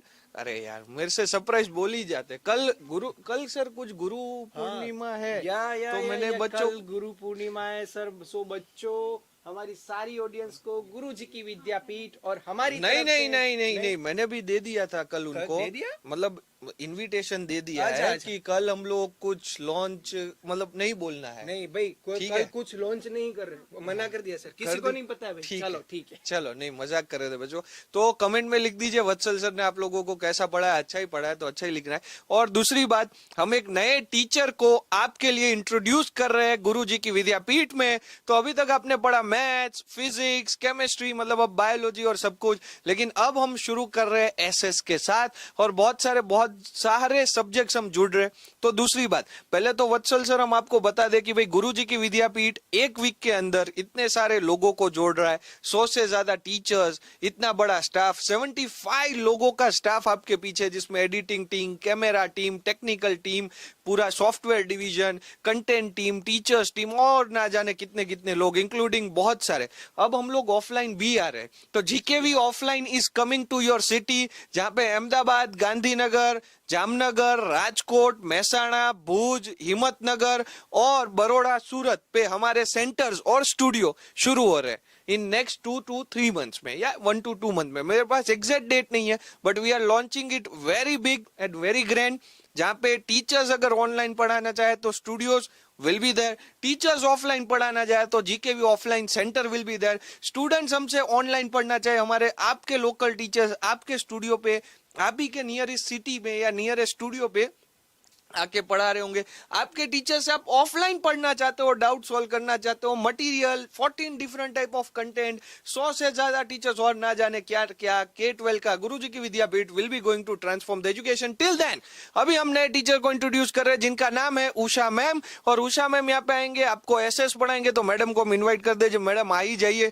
फ्रेम में हमारे साथ, वत्सल सर आप बने रहना, ठीक है। तो ये हमारे एसएस के फैकल्टी, जो हमारा सरप्राइज भी था, उषा मैम, ठीक है। तो उषा मैम का हम उनको ही माइक हैंड ओवर कर देते, उनका इंट्रोडक्शन देते, और फिर उनको पूरा, सर अस्त्र शस्त्र किधर गए, सर हैंड ओवर कर रहे अस्त्र शस्त्र मैडम को, और मैडम, हाँ अब मैडम का पूरा, मैडम को ही माइक दे देते हैं। तो ये आपके नए एसएस के फैकल्टी उषा मैम, ठीक है। और मैडम ये अपना सारी चीजें बता देगी। हम लोगों ने तो उनका लेक्चर भी देखा था, डेमो भी देखा था उनसे, मतलब ऑलरेडी 2-3 शूट भी करवाए, और मैडम मतलब खतरनाक पूरा पढ़ा रहे एसएस, तो कुछ नया ही लाने वाले हैं, है ना।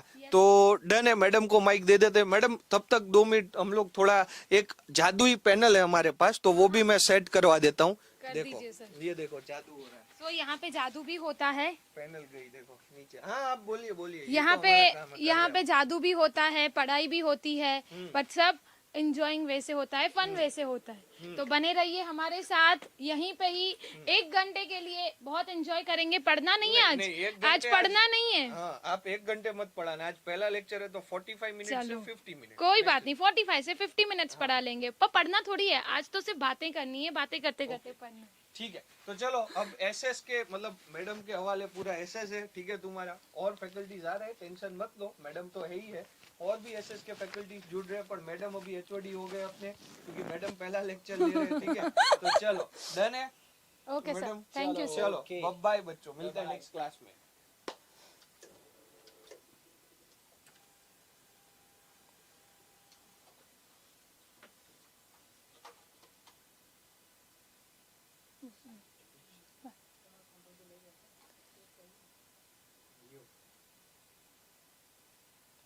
चलो रेडी। Okay sir.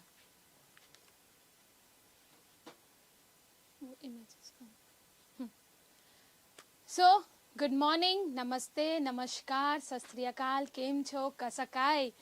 तो आप सबको मेरा नाम तो पता चल ही गया होगा, उषा रामनानी। मैं आपका तहे दिल से गुरुजी की विद्यापीठ में हमारे एसएस के रिफॉर्म्स, एसएस का नई जर्नी शुरू करने में मैं आपका तहे दिल से बहुत बहुत बहुत स्वागत करती हूँ।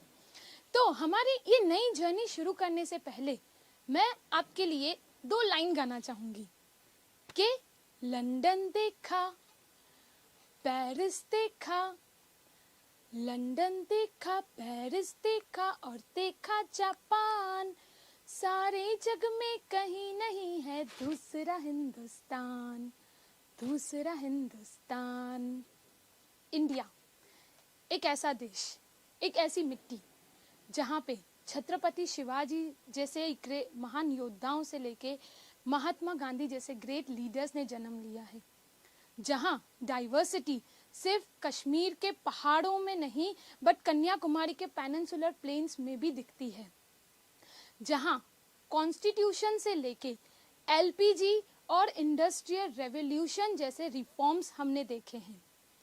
तो आइए ये पूरी सोशल साइंस को समझने के लिए हम आ गए हैं गुरुजी की विद्यापीठ पर और अपनी लाइफ को रिफॉर्म करने आ गए हैं हम। तो हमारी लाइफ रिफॉर्म कैसे होगी बस अभी थोड़ी देर में पता चल जाएगा, और ऐसे पढ़ेंगे और ऐसे समझाएंगे तो 4 लोग आपसे पूछेंगे अरे ऐसा लेक्चर तो मैं भी डिजर्व करता हूँ। ठीक है, तो चलिए शुरू करते हैं हमारे टॉपिक के साथ। तो आज का हमारा टॉपिक है डेवलपमेंट। ओके, तो अभी आप मुझे बताइए बच्चों कि डेवलपमेंट क्या होता है। ओके, जरा 2 मिनट आपको वेट करना पड़ेगा। हाँ जी, चलो आप मुझे बताओ कि डेवलपमेंट क्या होता है। देखो बच्चों, आज के हम ये स्लाइड में मेन 3 इंपॉर्टेंट टर्म्स पढ़ने वाले हैं। Term number 1 development, national income और capital income, per capita income.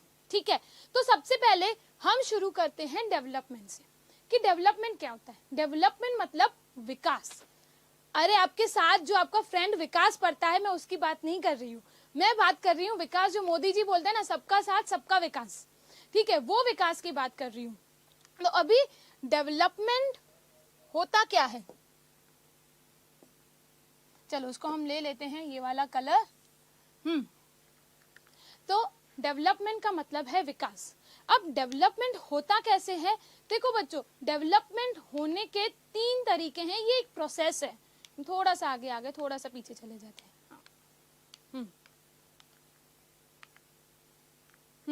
तो डेवलपमेंट का ये एक प्रोसेस है।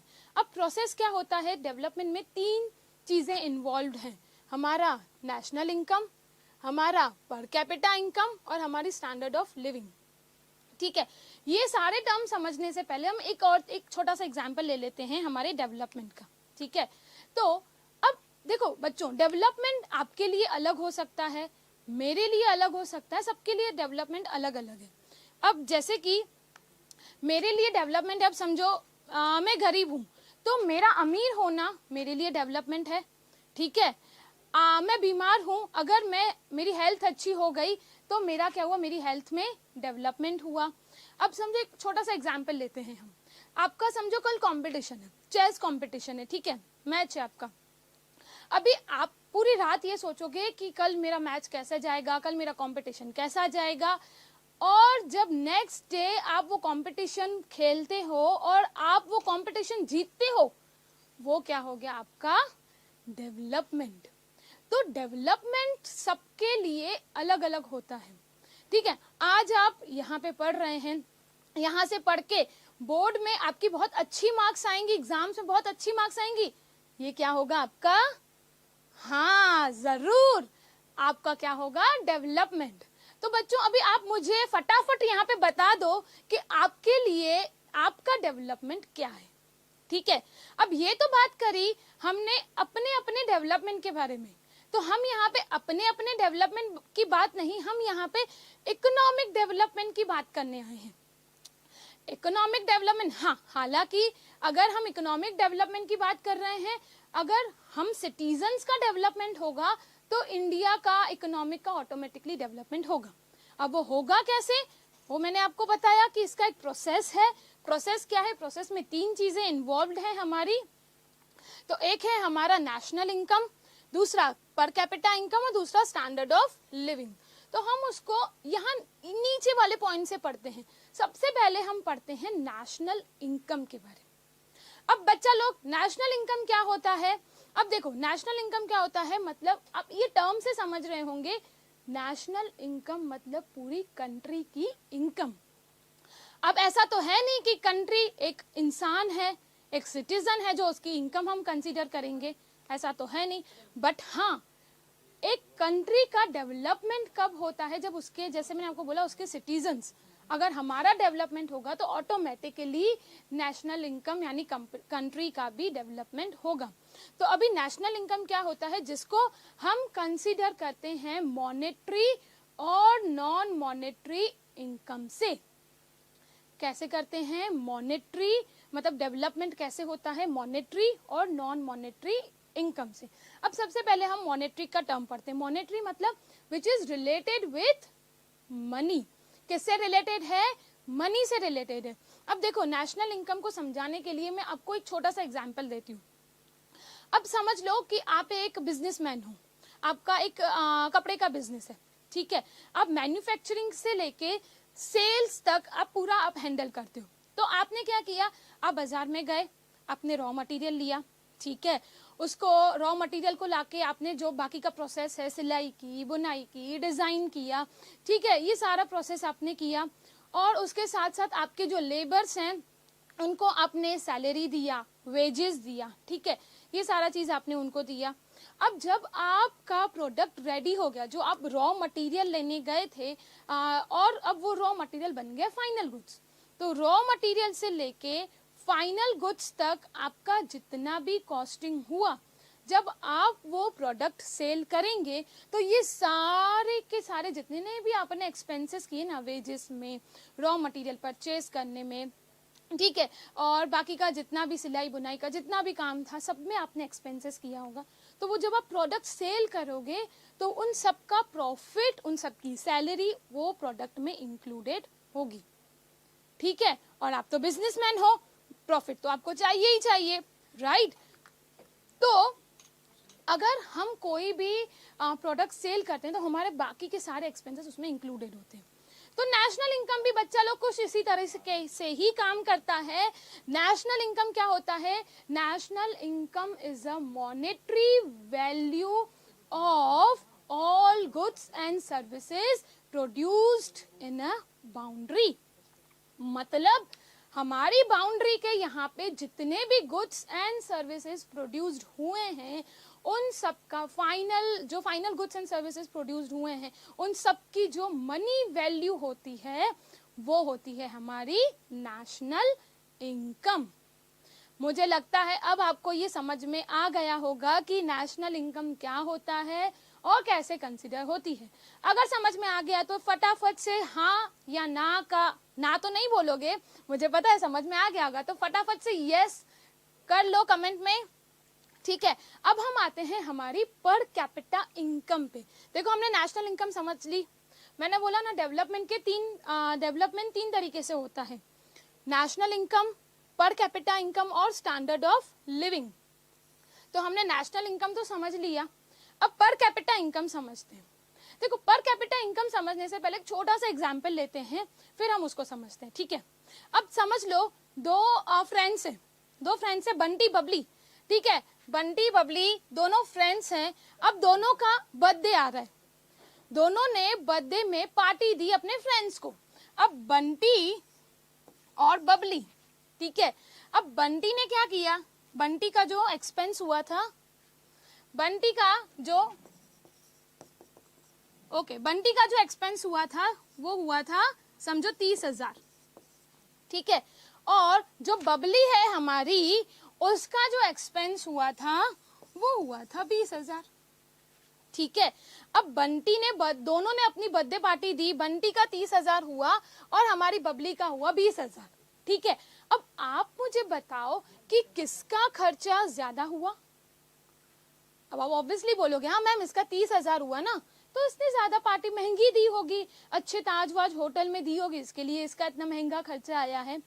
बट अगर हम इसके दूसरे पैरामीटर को देखें कि अगर दूसरा पैरामीटर यहाँ पे आए थे 10 लोग और यहाँ पे आए थे 5 लोग, ठीक है, तो अब आप मुझे बताओ अगर मैं पर हेड काउंट करूं तो बंटी का खर्चा कितना होगा, 3,000 होगा।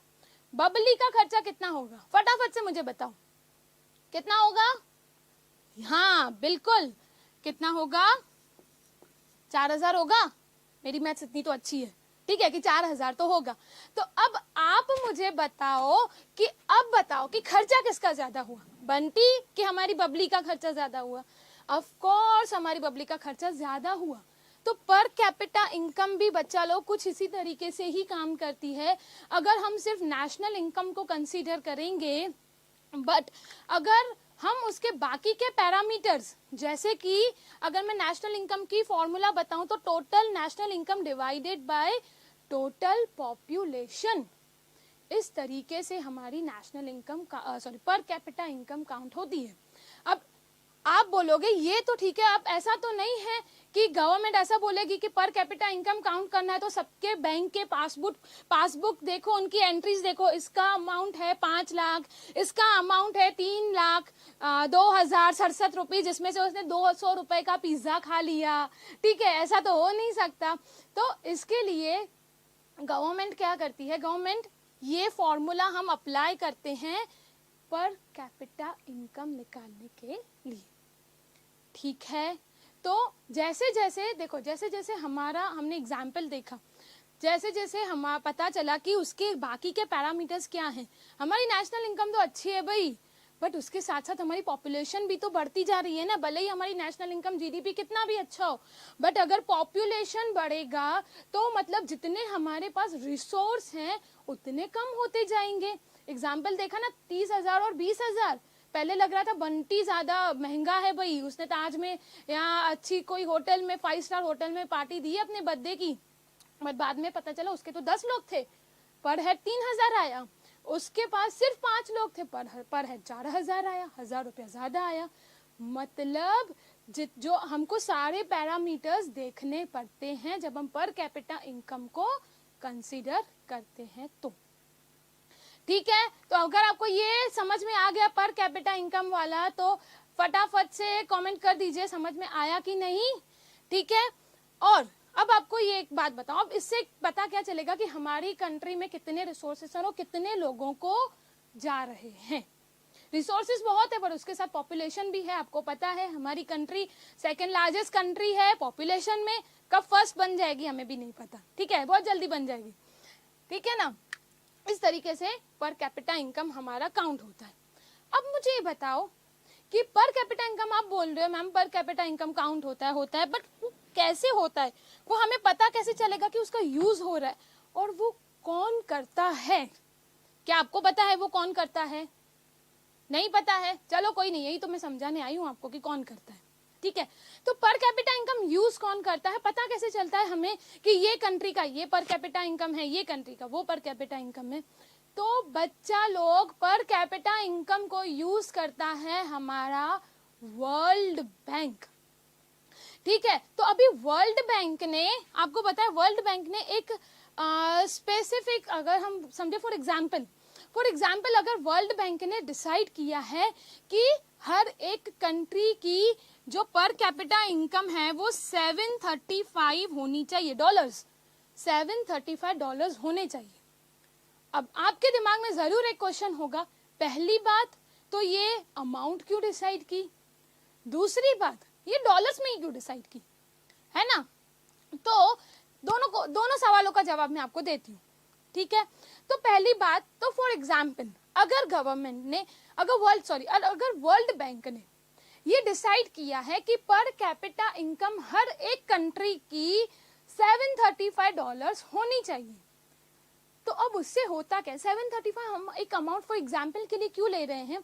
तो अगर मतलब इससे हमारे कंट्री की या कोई भी कंट्री की पर कैपिटा इनकम कम है, ये अमाउंट से, ये नंबर से अगर हमारी कंट्री की पर कैपिटा इनकम कम है तो वो क्या होगी? वो होगी डेवलपिंग कंट्री, मतलब वो डेवलप हो रही है। और अगर ये नंबर से, ये अमाउंट से, ये फिगर से अगर हमारी पर कैपिटा इनकम ज्यादा है अकॉर्डिंग टू वर्ल्ड बैंक, हमारी पर कैपिटा इनकम और हम कैसे हैं, एक डेवलप्ड कंट्री है। इतना क्लियर है?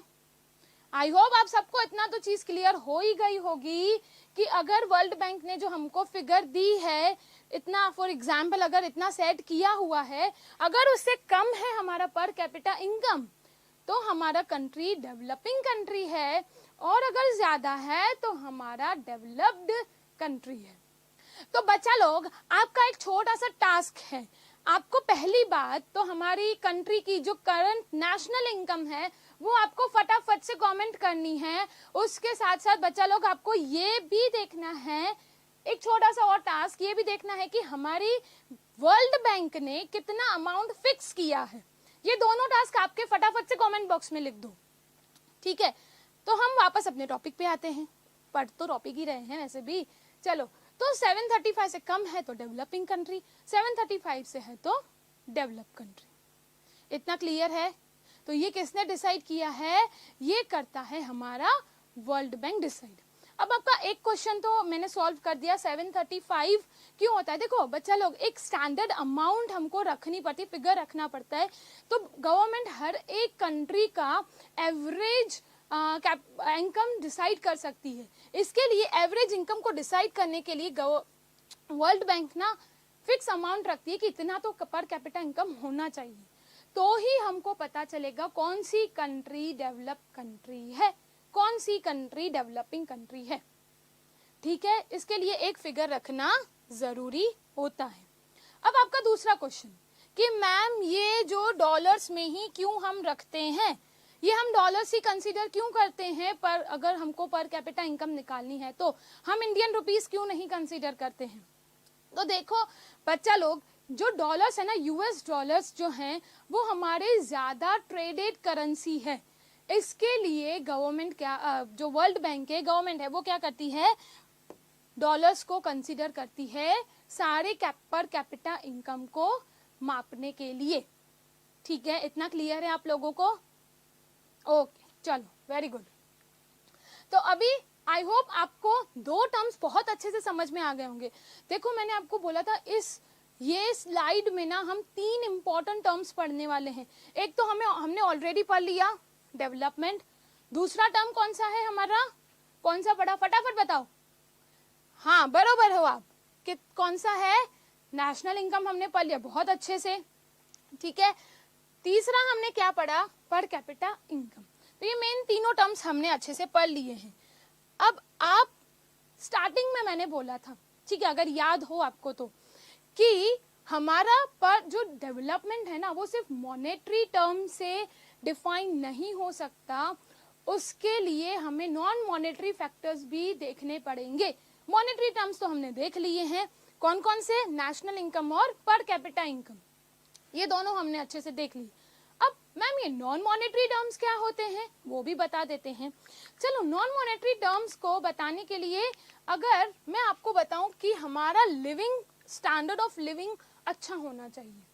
अब आप बोलोगे कि ये स्टैंडर्ड ऑफ लिविंग में भला क्या क्या इंक्लूडेड होता है। तो देखो बेटा, हमारे स्टैंडर्ड ऑफ लिविंग में ये सारी चीजें इंक्लूडेड होती हैं, जैसे कि अच्छा फूड, अच्छे क्लोथिंग, ठीक है, energy, transport services, education, health services और शेल्टर। अब इसका एक छोटा सा एग्जांपल देती हूँ स्टैंडर्ड ऑफ लिविंग का। अब फॉर एग्जांपल, अभी आपने अपना पढ़ाई खत्म करके अच्छे से आप जॉब पे लग गए, ठीक है, आपका समझो सालाना पैकेज है 10 लाख रुपए, आपका सालाना पैकेज है, ठीक है, बट आपको एक अच्छा, बहुत अच्छा ऑफर आ रहा है, कितना, 50 लाख सालाना, मीन्स 50 lakhs आपको पैकेज आ रहा है, कोई कंपनी आपको ऑफर कर रही है। बट उसके लिए कंडीशन ये है कि आपको अपनी कंट्री छोड़ के जाना होगा, अपना देश, अपना घर सब छोड़ के जाना होगा। तो हम बोलोगे यहाँ तक भी ठीक है, चलो हम चले जाएंगे, अगर हमको 50 lakhs पैकेज मिलता है तो ठीक, कोई बात नहीं, चले जाएंगे। बट अगर मैं आपको ऐसा बोलूं कि आपको अपनी कंट्री छोड़ के कोई ऐसी कंट्री में जाना है जहां पे आए दिन दंगे होते हैं, जहां पे आपको ट्रांसपोर्ट फैसिलिटी नहीं है, जहां पे आपको अच्छी हेल्थ सर्विसेज नहीं मिलती हैं, जहां पे आपको रहने के लिए अच्छी जगह नहीं मिलेगी, जहां पे फ्यूचर में अगर आपकी फैमिली आई वहां पे तो सही एजुकेशन फैसिलिटी नहीं है। तो अब ये सिनेरियो में आप मुझे बताओ क्या आप वहां पे जाना पसंद करोगे? नहीं। क्यों अब यहाँ पे क्या सिर्फ मेरी जो मॉनेटरी टर्म है क्या वहीं पे वो ही काम आया? मैं 50 लाख देखती तो मैं चली जाती, बट जब मैंने सेकंड पैरामीटर देखा कि ये सारी फैसिलिटीज वहां पे है ही नहीं, हम मेरी सोशल सिक्योरिटी सेफ्टी कुछ भी नहीं है, तो भला अब मैं वहां पे कैसे जाऊंगी? जा पाऊंगी मैं? बिल्कुल नहीं जाऊंगी मैं, और वो 50 लाख के पैकेज को मैं भूल जाऊंगी हमेशा। इससे अच्छा मैं 10 लाख यहाँ पे अपनी कंट्री में आराम से कमा लूंगी भाई, ठीक है ना? तो ये फैक्टर्स मैटर करते हैं हमारे इकोनॉमिक डेवलपमेंट में। अब बच्चा लोग, किसी के पास तो इतना पैसा होता है, बट तुम्हारे पास इतना पैसा तो है, बट अगर तुम अच्छा खाना नहीं खा पाते हो, तुम्हारी हेल्थ अच्छी नहीं रहती, तुम हमेशा बीमार रहते हो, तो क्या वो पैसा तुम्हारे लिए काम का है? बिल्कुल नहीं है। तो हमारा इकोनॉमिक डेवलपमेंट 3 चीजों पे डिपेंड करता है, national income, per capita income, और सबसे ज्यादा हमारी बेटर स्टैंडर्ड ऑफ लिविंग। ठीक है, तो आई होप आप सबको ये 3 चीजें बहुत अच्छे से समझ में आ गई होंगी कि हमारा डेवलपमेंट, कोई भी कंट्री का डेवलपमेंट किस तरीके से होता है। ठीक है, अब मैं आपको बात बताऊं कि हमारा बेटर स्टैंडर्ड ऑफ लिविंग कब अच्छा हुआ। आप यहाँ पे देख पा रहे होंगे कि हमारा जो बेटर स्टैंडर्ड ऑफ लिविंग है, अच्छा 2 मिनट रुक जाओ,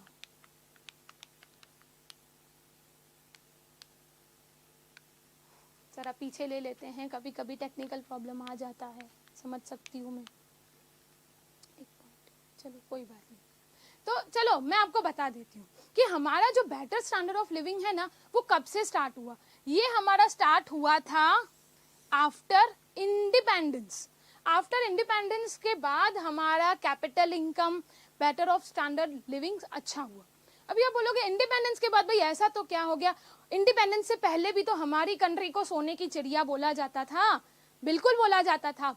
तभी तो मैंने वो नेशनलिज्म वाला गाना गाया आपके लिए, ठीक है ना? नेशनलिज्म याद आ गया मेरे को आज।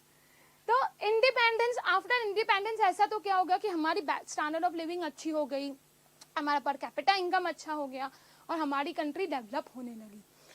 अब आपको अगर पता हो, बच्चा लोग अगर नहीं पता हो तो बता देती हूँ मैं। आफ्टर इंडिपेंडेंस हमारी कंट्री में काफी रिफॉर्म्स हुए, जो मैंने वीडियो के पहले ही, अभी लेक्चर से शुरू होने से पहले ही मैंने आपको बताया कि हमारी कंट्री में काफी सारे रिफॉर्म्स हुए थे। अगर मैं उसका एक का नाम बोलूं आपको, वो है LPG। अगर आपको दिख रहा हो तो, शायद नहीं दिख रहा है आपको, रुको मैं यहाँ पे लिख देती हूँ, ठीक है?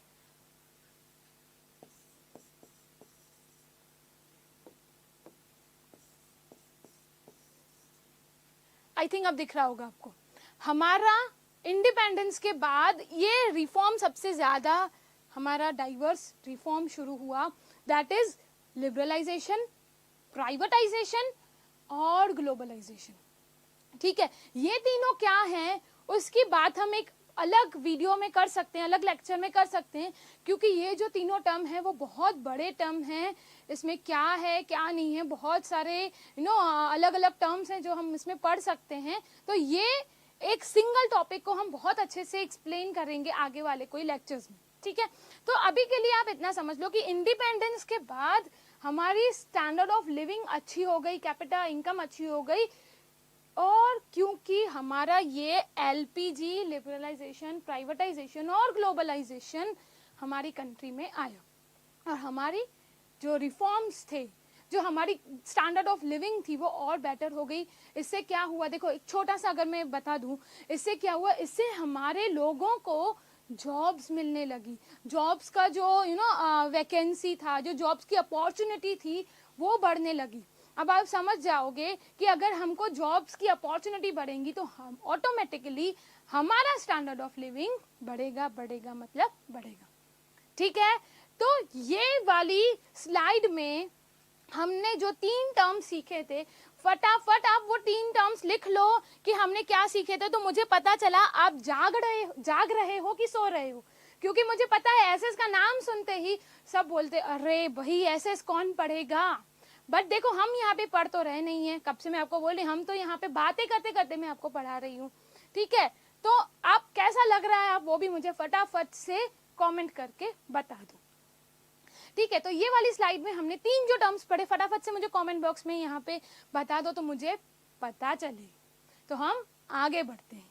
ठीक है, तो चलो बच्चा लोग, ये वाला टॉपिक हमारा जो इंट्रोडक्शन वाला टॉपिक है ये यहाँ पे हुआ खत्म। अब हम बढ़ते हैं हमारे दूसरे टॉपिक पे, तो 2 मिनट मुझे सिर्फ दे दीजिएगा।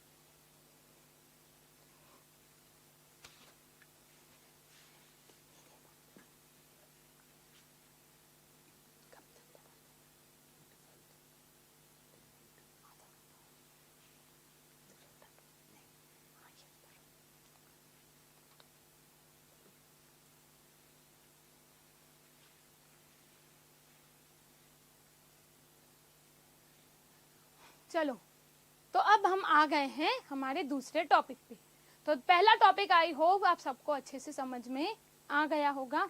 तो अभी हम बढ़ते हैं हमारे दूसरे टॉपिक पे, जो है हमारा, आपको यहाँ पे दिख रहा होगा बहुत अच्छे से, इकोनॉमिक डेवलपमेंट और इकोनॉमिक प्रोग्रेस। अभी आप बोलोगे कि डेवलपमेंट और प्रोग्रेस तो दोनों सेम तरीके से माना जाता है। नहीं, बिल्कुल भी नहीं। डेवलपमेंट अलग है, प्रोग्रेस अलग है। कैसे अलग है वही तो हम सीखने आए हैं यहाँ पे।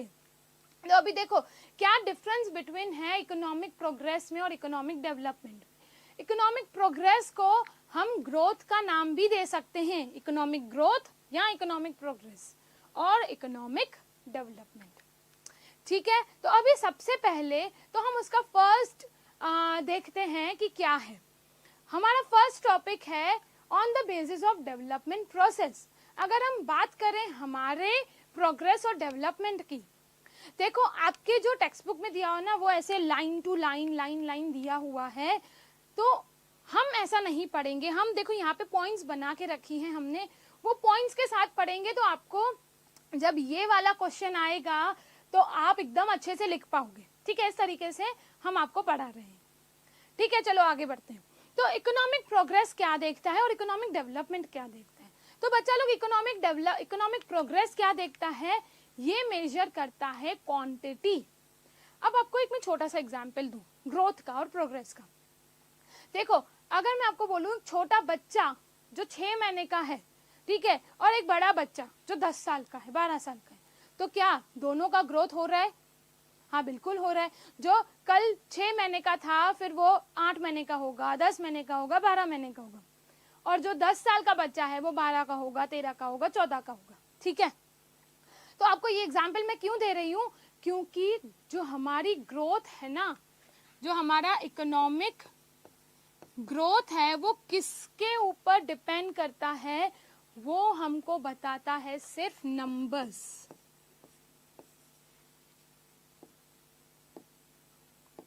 चलो उसको अच्छे से लिख लेते हैं। वो क्या बताता है, सिर्फ नंबर्स बताता है। जैसे मैंने आपको एग्जांपल दिया, देखो ग्रो तो सब होते हैं, ग्रो तो वेजिटेबल्स भी होते हैं, ग्रो तो फ्रूट्स भी होते हैं, प्लांट्स भी ग्रो होते हैं, और ग्रो आप भी हो रहे हो। ग्रो कोई आपका जो बाहर बैठते हैं, ठीक है, जो बैगर्स होते हैं वो भी ग्रो होते हैं। तो ग्रो तो हर एक चीज होती है। तो ग्रोथ और प्रोग्रेस क्या मेजर करता है, ग्रोथ और प्रोग्रेस सिर्फ हमारी क्वांटिटी मेजर करता है कि हम कितने ग्रो हो रहे हैं। यहाँ पे हम ग्रो किसकी बात कर रहे हैं, फिजिकल लेवल पे हमारा कितना ग्रो हो रहा है वहां पे हम बात कर रहे हैं। तो इकोनॉमिक प्रोग्रेस, अब आप मुझे बताओ, हमने अभी लास्ट वाले लेक्चर में ना, लास्ट वाले स्लाइड में हमने क्या पढ़ा कि इकोनॉमिक ग्रो, ये जो डेवलपमेंट है वो किन 3 चीजों पे डिपेंडेंट है, national income, per capita income और स्टैंडर्ड ऑफ लिविंग। तो अब आप मुझे बताओ कि ये जो प्रोग्रेस में है वो क्या आएगा, इन तीनों टर्म्स में से कौन से टर्म्स आएंगे इकोनॉमिक प्रोग्रेस में, क्या आएगा बताओ। अरे तुम तो बहुत होशियार हो भाई, तुम क्या आएगा, हमारा national income per capita income, जिसको हम जीडीपी भी बोलते हैं। तो हमारा इकोनॉमिक प्रोग्रेस और इकोनॉमिक ग्रोथ किसके ऊपर डिपेंड करता है, सिर्फ किस पे क्या देखता है, सिर्फ जीडीपी देखता है, नंबर्स देखता है। अभी मैंने बताया ना, ग्रो सारी चीजें होती हैं, छोटे से लेके बड़े तक हर एक ग्रो होता है, पर क्या वो मेंटली, वो फिजिकली, वो नेचर वाइज क्या डेवलप हो रहा है? नहीं हो रहा, मतलब वो सिर्फ प्रोग्रेस है। तो हमारा इकोनॉमिक अगर बहुत ज्यादा कंफ्यूजन क्रिएट ना करके सिंपल चीज में मैं आपको बताऊं तो इकोनॉमिक प्रोग्रेस सिर्फ नंबर्स पे काम करता है, जीडीपी पे काम करता है, सिर्फ जीडीपी को ही देखता है। ठीक है, आई होप ग्रोथ वाला पॉइंट आपको एकदम क्लियर होगा। अभी हम आ जाते हैं हमारे डेवलपमेंट पे। ठीक है, डेवलपमेंट क्या देखता है? डेवलपमेंट देखता है ग्रोथ और हमारा तीसरा टर्म क्या था? और हमारा तीसरा टर्म था स्टैंडर्ड ऑफ लिविंग। तो हमारा जो इकोनॉमिक डेवलपमेंट है ना, वो है क्वालिटेटिव। क्वालिटेटिव मतलब वो जीडीपी तो देखता ही है, ठीक है, वो जीडीपी तो देखता ही है, बट उसके साथ साथ वो देखता है स्टैंडर्ड ऑफ लिविंग, कि आपका स्टैंडर्ड ऑफ लिविंग कैसा है, आपको क्या सारी फैसिलिटीज मिल रही हैं, क्या आपको अच्छी एजुकेशन, अच्छी पढ़ाई, अच्छा हेल्थ सब मिल रहा है, तो आप क्या हो? इकोनॉमिक डेवलपमेंट कर रहे हो, वरना सिर्फ आप ग्रोथ ही कर रहे हो। ठीक है, तो ये बेसिक डिफरेंस। अगर मैं नेचर, इसको हम नेचर भी ले सकते हैं कि इकोनॉमिक प्रोग्रेस का नेचर कैसा है? क्वांटिटेटिव, और डेवलपमेंट का कैसा है? क्वालिटेटिव। ठीक है बच्चा लोग, आई होप आपको ये पॉइंट क्लियर हो गई होगी। अभी ये जो सेकंड पॉइंट आप देख रहे हो ना, इसमें थोड़ा सा गफला है, हाँ थोड़ा सा गफला है, तो ये गफले को हम लेते हैं बाद में, पहले हम आगे वाली पॉइंट्स को पढ़ लेते हैं। ठीक है, अब ये गफले को हमने साइड में रख दिया और देखते हैं हम हमारी दूसरी points. Now according to the changes taking place in economy, अब यहाँ पे क्या है, देखो इतना बड़ा बड़ा लिखा हुआ है ना, तो हम इतना बड़ा बड़ा नहीं पढ़ेंगे, मैं आपको इसमें सिर्फ मेन पॉइंट्स दिखाना चाहूंगी। तो जैसे यहाँ पे हमने देख लिया, ये क्वालिटेटिव पे काम करता है और ये क्वांटिटेटिव पे काम करता है, इतना क्लियर है। ये वाला पॉइंट हमारा कफले वाला है, रखते हैं उसको साइड में। अब आते हैं हमारे तीसरे पॉइंट पे। ठीक है, तीसरा पॉइंट क्या है? According to changes taking place in economy. अब यहाँ पे देखो क्या है, इतना सारा ब्ला ब्ला ब्ला ब्ला ब्ला ब्ला नहीं पढ़ेंगे, मैं आपको मेन इंपॉर्टेंट चीज बता दूंगी। अब देखो इकोनॉमिक प्रोग्रेस क्या काम करता है? जब हमारा एग्रीकल्चर प्रोडक्शन इंक्रीज होता है बिकॉज ऑफ एग्रीकल्चर लैंड। अब ये क्या हुआ? एग्रीकल्चर प्रोडक्शन इंक्रीज होता है एग्रीकल्चर लैंड की वजह से, कुछ पले नहीं पड़ा हमको। तो अब देखो एक एग्जाम्पल देती हूँ। अब आप है ना, एग्रीकल्चर की बात है तो एग्रीकल्चर का एग्जाम्पल ले लेते हैं हम। ठीक है, अब आप मुझे बताओ कि अब आप सोचो एक ऐसा लैंड है, एक ऐसी जमीन है जहाँ पे बिल्कुल भी एग्रीकल्चर होता ही नहीं है, बिल्कुल भी एग्रीकल्चर वहां पे होता ही नहीं है। अब क्या किया गवर्नमेंट में? वहां पे एक जमीन बना दी, ठीक है, वहां पे एग्रीकल्चर के लिए जमीन दे दी फार्मर्स को। मतलब कल तक जहां पे एग्रीकल्चर जो लैंड पे होता ही नहीं था, अब से वहां पे एग्रीकल्चर होगा। तो ये मेरा क्या हुआ? मेरा एक ग्रोथ हुआ। क्या हुआ? मेरा एक ग्रोथ हुआ, फार्मर्स का एक ग्रोथ हुआ। फार्मर्स का ग्रोथ कैसे हुआ? वो वहां पे एग्रीकल्चर कर पाएंगे, अच्छा पैसा कमा पाएंगे, ठीक है, गवर्नमेंट को भी बेनिफिट। ठीक है, तो अब मेरा कैसे ग्रो हुआ? अब जहां पे पहले एग्रीकल्चर बिल्कुल भी होता नहीं था, अब वहां पे मेरा एग्रीकल्चर शुरू हो गया है। ठीक है, मेरा मतलब यहाँ पे ग्रोथ हुआ, क्योंकि कल जो जमीन बिल्कुल प्लेन थी, कुछ भी नहीं था, अब वहां पे हमने एग्री फार्मिंग करना शुरू कर दिया है। मतलब मेरे लिए एक और लैंड बढ़ गई एग्रीकल्चर करने के लिए, हाँ कि ना? चलो बच्चा लोग बताओ, हाँ कि ना? अरे हाँ बिल्कुल यार। तो मेरी एक लैंड बढ़ गई, मतलब ये क्या हुआ? ये हो गया, चलो हम थोड़ा एक पॉइंट आगे आ गए, उसको पीछे ले लेते हैं। तो ये मेरा क्या हो गया? ये मेरा हो गया एग्रीकल्चर इकोनॉमिक ग्रोथ। मतलब कल जो मैं नहीं करती थी, आज वो मैं कर रही हूँ। बट उसकी जगह अगर मैं बात करूँ डेवलपमेंट की, कभी कभी ये बंद हो जाता है बीच में, तो ज्यादा टेंशन नहीं लेने।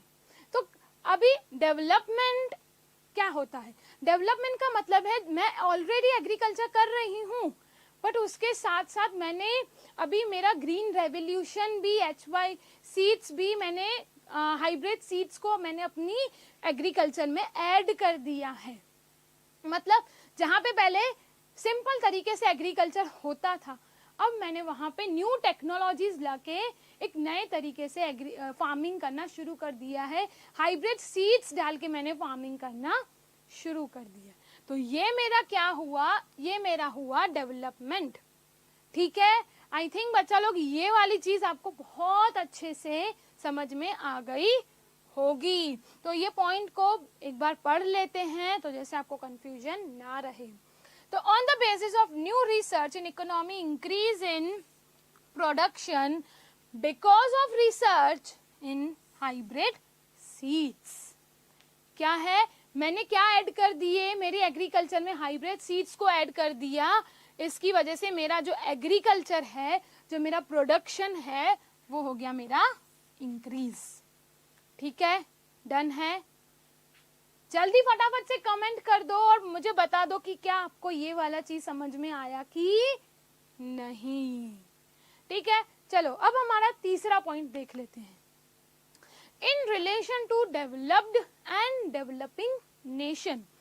अभी मैं आपको एक और चीज बताऊं, लास्ट वाला पॉइंट है, नहीं एक गफले वाला पॉइंट हमारा बाकी है। ठीक है, उसको भी पढ़ लेंगे। अब इसमें क्या है, अब यहाँ पे मेरे आगे देख पा रहे हो, increase in national income of developed countries, increase in national income of developing countries. अब आप पॉइंट देख रहे होगे, ये जो इकोनॉमिक प्रोग्रेस है, देखो मुझे एक बात बताओ, ये पॉइंट समझने से पहले एक छोटा सा एग्जाम्पल ले लेते हैं। अगर आप कौन सी चीज चाहोगे, आपके पास जो है कि आपके पास जो नहीं है, आपको कौन सी चीज लेने का मन होगा? आपका बर्थडे आ रहा है और पापा को बोलो पापा मुझे आईफोन 14 प्रो मैक्स लेके दे दो।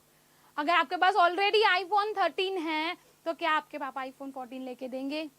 बिल्कुल नहीं लेके देंगे। अरे भाई जो ऑलरेडी एक आईफोन है तो वो यूज करना, क्यों दूसरा मांग रहा है? अपडेटेड वर्जन चाहिए मुझे तो भाई, ठीक है ना। तो अपडेटेड वर्जन नहीं देंगे आपको आपके पापा, बोलेंगे भाई वही यूज कर ले। बट हाँ, अगर आपके पास फोन ही नहीं है और पापा को बोलो पापा आईफोन लेके दो, अच्छा वाला नया अपडेटेड वर्जन वाला लेके दो, तो वो तुमको लेके दे देंगे। ठीक है, तो मतलब जो चीज तुम्हारे पास नहीं है तुम वही यूज करोगे, है ना। मतलब वही चाहोगे कि तुमको वही मिले। सही बात की नहीं बात? तो जब हम बात करते हैं प्रोग्रेस की, तो जब हमारी कंट्री की, किसी कंट्री की नेशनल इनकम बढ़ती है, वो क्या सोचता है कि मेरी कंट्री डेवलप्ड होगी। कल मेरी नेशनल इनकम इतनी थी, ठीक है, मेरी नेशनल इनकम बोलो, पर कैपिटा इनकम बोलो, ठीक है, यहाँ पे बात नेशनल इनकम की हो रही है। तो अगर कल कोई कंट्री की national income for example 100 rupees थी, 100 रुपीज नहीं होती, मैं एक छोटा सा एग्जांपल देती हूँ जिससे आप नंबर से रिलेट कर पाओ। कल मेरी कंट्री की नेशनल इनकम 100 रुपया थी, बट आज मेरी कंट्री की जो नेशनल इनकम है वो 100 से बढ़ के 110 हो गई है। मतलब मेरे अकॉर्डिंग मेरी कंट्री ने डेवलप किया कि नहीं किया? बिल्कुल किया।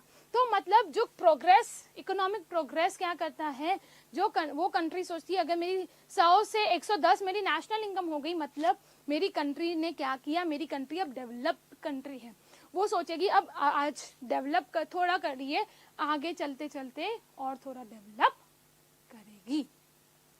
ठीक है, अब हम बात करते हैं डेवलपमेंट की। तो डेवलपमेंट किस पे काम करता है? क्वालिटेटिव पे। मतलब यहाँ पे तो ऑलरेडी सबका स्टैंडर्ड ऑफ लिविंग अच्छा है, सबको अच्छी एजुकेशन मिल रही है, हेल्थ अच्छी है, ठीक है, सारे ट्रांसपोर्ट सर्विसेज भी अच्छे मिल रहे हैं। अब वो क्या करेंगे, अब वो ये सोचेंगे कि हमारी कंट्री क्या करती रहे, बस उनपे काम करती रहे। मतलब जो चीज मेरे पास है मैं उसको और अच्छा कैसे कर सकूं उसका मुझे ध्यान देना है। मतलब अगर हम जैसे बात करते हैं ना, केरला में एजुकेशन बहुत अच्छा है। अब आपको पता है, अगर आप कोई भी इंसान से पूछोगे ना कि भाई तुम्हें यहाँ पे रहना है, यूएसए कनाडा जाना है, कहाँ जाना है भाई तुम्हें, वो क्या बोलेगा, भाई मुझे तो यूएसए कनाडा जाना है। वो क्यों ऐसा बोलते हैं? उनको पता है, ऐसा लगता है कि वहाँ पे एजुकेशन अच्छा है, वहाँ पे सारी ट्रांसपोर्ट फैसिलिटी, सर्विसेज, सारी चीजें अच्छी, मेरी स्टैंडर्ड ऑफ लिविंग बहुत अच्छी है। हालांकि है, बट हर एक पैरामीटर वहाँ पे सही नहीं होते।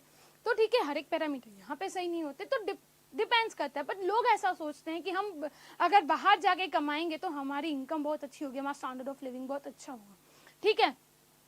तो अभी मैं बात कर रही हूँ, जैसे अगर मेरी कंट्री में अच्छा स्टैंडर्ड ऑफ लिविंग है, सब कुछ अच्छा है, सब कुछ मेरा मस्त चल रहा है मेरा काम, तो मैं क्या करूंगी, मेरा काम है कि उसको मैं कंटिन्यू कैसे करती रहूं, वो काम है इकोनॉमिक डेवलपमेंट का, ठीक है। तो आई होप आपको अभी ये दिमाग में ना एकदम छप गया होगा। कोई नींद में से उठा के पूछेगा कि भाई क्या है, भाई ये डिफरेंस है, इतना अच्छे से हमने गुरुजी की विद्यापीठ पे हमने इतना अच्छे से पढ़ लिया है कि मेरे से 4 लोग पूछेंगे भाई कहाँ से पढ़ा है, ऐसी पढ़ाई तो भाई मैं भी डिजर्व करता हूँ, ठीक है। ठीक है बच्चा लोग, अब जाना नहीं है, एक पॉइंट बाकी है, उसके बाद जाएंगे हम, ठीक है। अब ये जो गफले वाला पॉइंट था मैम, ये गफले वाला पॉइंट क्यों है वो तो बताओ जरा, तो आप पढ़ोगे तो खुद ही समझ जाओगे कि ये गफला क्यों बोला मैंने। अब यहाँ पे इकोनॉमिक डेवलपमेंट को हमने दिया है फर्स्ट स्टेज और इकोनॉमिक प्रोग्रेस को दिया है हमने सेकंड स्टेज। ऐसा क्यों दिया है हमने, प्रोग्रेस डेवलपमेंट के बाद कैसे होता है, अगर आपने जितनी भी बाकी की अगर पॉइंट्स को ध्यान से समझा होगा तो ये वाली पॉइंट आपको बहुत अच्छे से समझ में आ जाएगी, इसके लिए मैंने उसको साइड में रखा था। अब देखो बेटा, अगर कोई कंट्री ग्रोथ करती है, देखो डेवलपमेंट को दिया है मैंने फर्स्ट स्टेज और ग्रोथ को दिया है सेकंड।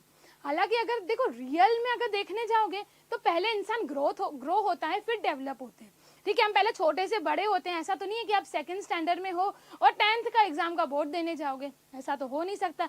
10th के हो तो MBA का एग्जाम देने जाओगे, बिल्कुल नहीं। तो पहले हम क्या करते हैं, पहले हम करते हैं ग्रोथ, फिर करते हैं डेवलपमेंट। पर अगर मैं बात करूं इकोनॉमी की, तो इकोनॉमी का मतलब है कि पहले अगर हमने ग्रोथ कर लिया तो ग्रोथ हमारा कौन सा, डेवलपमेंट हमारा कौन सा स्टेज है, अगर मेरी कंट्री डेवलप कर रही है, मेरी कंट्री ने अच्छा से डेवलप कर दिया, फिर तो उसको क्या करना है, ग्रो ही करते रहना है। मतलब अगर आज मेरी स्टैंडर्ड ऑफ लिविंग अच्छी है, सब सारी फैसिलिटीज मुझे मिल रही हैं, तो मुझे उसको सिर्फ कंटिन्यू रखना है, उसको ग्रो करते जाना है, ठीक है। आई होप आपको ये पॉइंट अच्छे से समझ में आ गया होगा, तभी समझ में आएगा जब सारी पॉइंट्स आपने अच्छे से समझी होंगी, तो ही ये पॉइंट आया होगा आपको समझ में। तो बच्चा लोग, आज हमने यहाँ पे, आज हमारे फर्स्ट रिफॉर्म वाले हमारे लेक्चर में हमने क्या पढ़ा, हमने पढ़ा इकोनॉमिक डेवलपमेंट के बारे में कि इकोनॉमिक डेवलपमेंट क्या होता है, कैसे होता है। तो फटाफट से कमेंट करके बता दो कि आपको ये लेक्चर कैसा लगा और हम और कैसे तरीके से उसको अच्छा बना सकते हैं, ये भी बोल सकते हो आप, कोई बात नहीं है, ठीक है। तो आज मैं आपसे लेती हूँ अलविदा। आई होप आपको आज का सेशन बहुत अच्छा लगा होगा और मैं बुला दूंगी हमारे वत्सल सर को, ठीक है। लीजिए वत्सल। रुको मैम। और बच्चों, आज आप लोगों ने हमारे जो नए फैकल्टी है उसके साथ आपने पढ़ाया है। सो जाने से पहले मैडम उषा मैम, आपको कैसा एक्सपीरियंस रहा लाइव सेशन आने के लिए, एक छोटा सा बता दीजिए। अरे सर, छोटा नहीं बहुत बड़ा बता दूंगी, कोई बात नहीं। तो आज सही में मैंने बहुत एंजॉय किया, ये फर्स्ट मेरा लाइव सेशन था, फर्स्ट टाइम मैंने लाइव पढ़ाया था। वैसे तो मैंने काफ़ी बार वीडियोस वगैरह बनाए हैं, बट जो लाइव था it was a first time, तो मैंने बहुत एंजॉय किया, बहुत मुझे लगा कि आपने भी बहुत एंजॉय किया होगा, लगा नहीं एंजॉय किया, मुझे पता है, ठीक है। तो हम दोनों ने, आपने और मैंने, दोनों ने अच्छे से एंजॉय किया होगा, इसी की मैं आशा रखती हूँ। और आगे भी हम इसी तरीके से लाइव कनेक्टेड रहेंगे, इसकी भी मैं आशा रखती हूँ, ठीक है। ओके बच्चों, तो अभी उषा मैडम के साथ आप लोगों ने सोशल साइंस देखा और हमने सोशल निकाल के, मैंने और ध्रुविल सर ने आपको साइंस पढ़ाया है। सो अभी सोशल विद साइंस सभी चीज को मिला के आपको कैसा लगा वो आप कमेंट सेक्शन के अंदर रख दीजिए। और advance happy Guru Purnima to all of you. Happy Guru Purnima. और हम नेक्स्ट सेशन के अंदर जल्दी से मिलेंगे, तब तक के लिए take care, bye bye, goodbye. Sir मैं भी बाय बोल दूं? बाय बोल दो मैम। यस, फिर करते हैं क्लोज। तो बाय बच्चा लोग, happy Guru Purnima in advance, ठीक है। तो ये गुरु पूर्णिमा पे मैं आपको एक ही एडवांस में एक चीज मांग लूंगी कि फटाफट से अच्छी अच्छी कमेंट्स कर लो नहीं कुछ लगा बुरा तो वो भी बोल सकते हैं, कोई बात नहीं है, ठीक है। तो कैसा लगा मेरा ये लेक्चर, ये भी फटाफट से मुझे कमेंट में बता देना। और अलविदा लेती हूँ मैं आपसे, और जल्दी मिलेंगे हम बहुत जल्दी से नेक्स्ट संडे को मिल लेंगे हम, ठीक है। तो bye bye everyone, goodbye, नमस्ते। नमस्ते तो पहले बोलते ना मैम, क्या तो गुड बाय बोल देते हैं हम, ठीक है। शब्बा खैर, ओके, जय हिंद, जय भारत।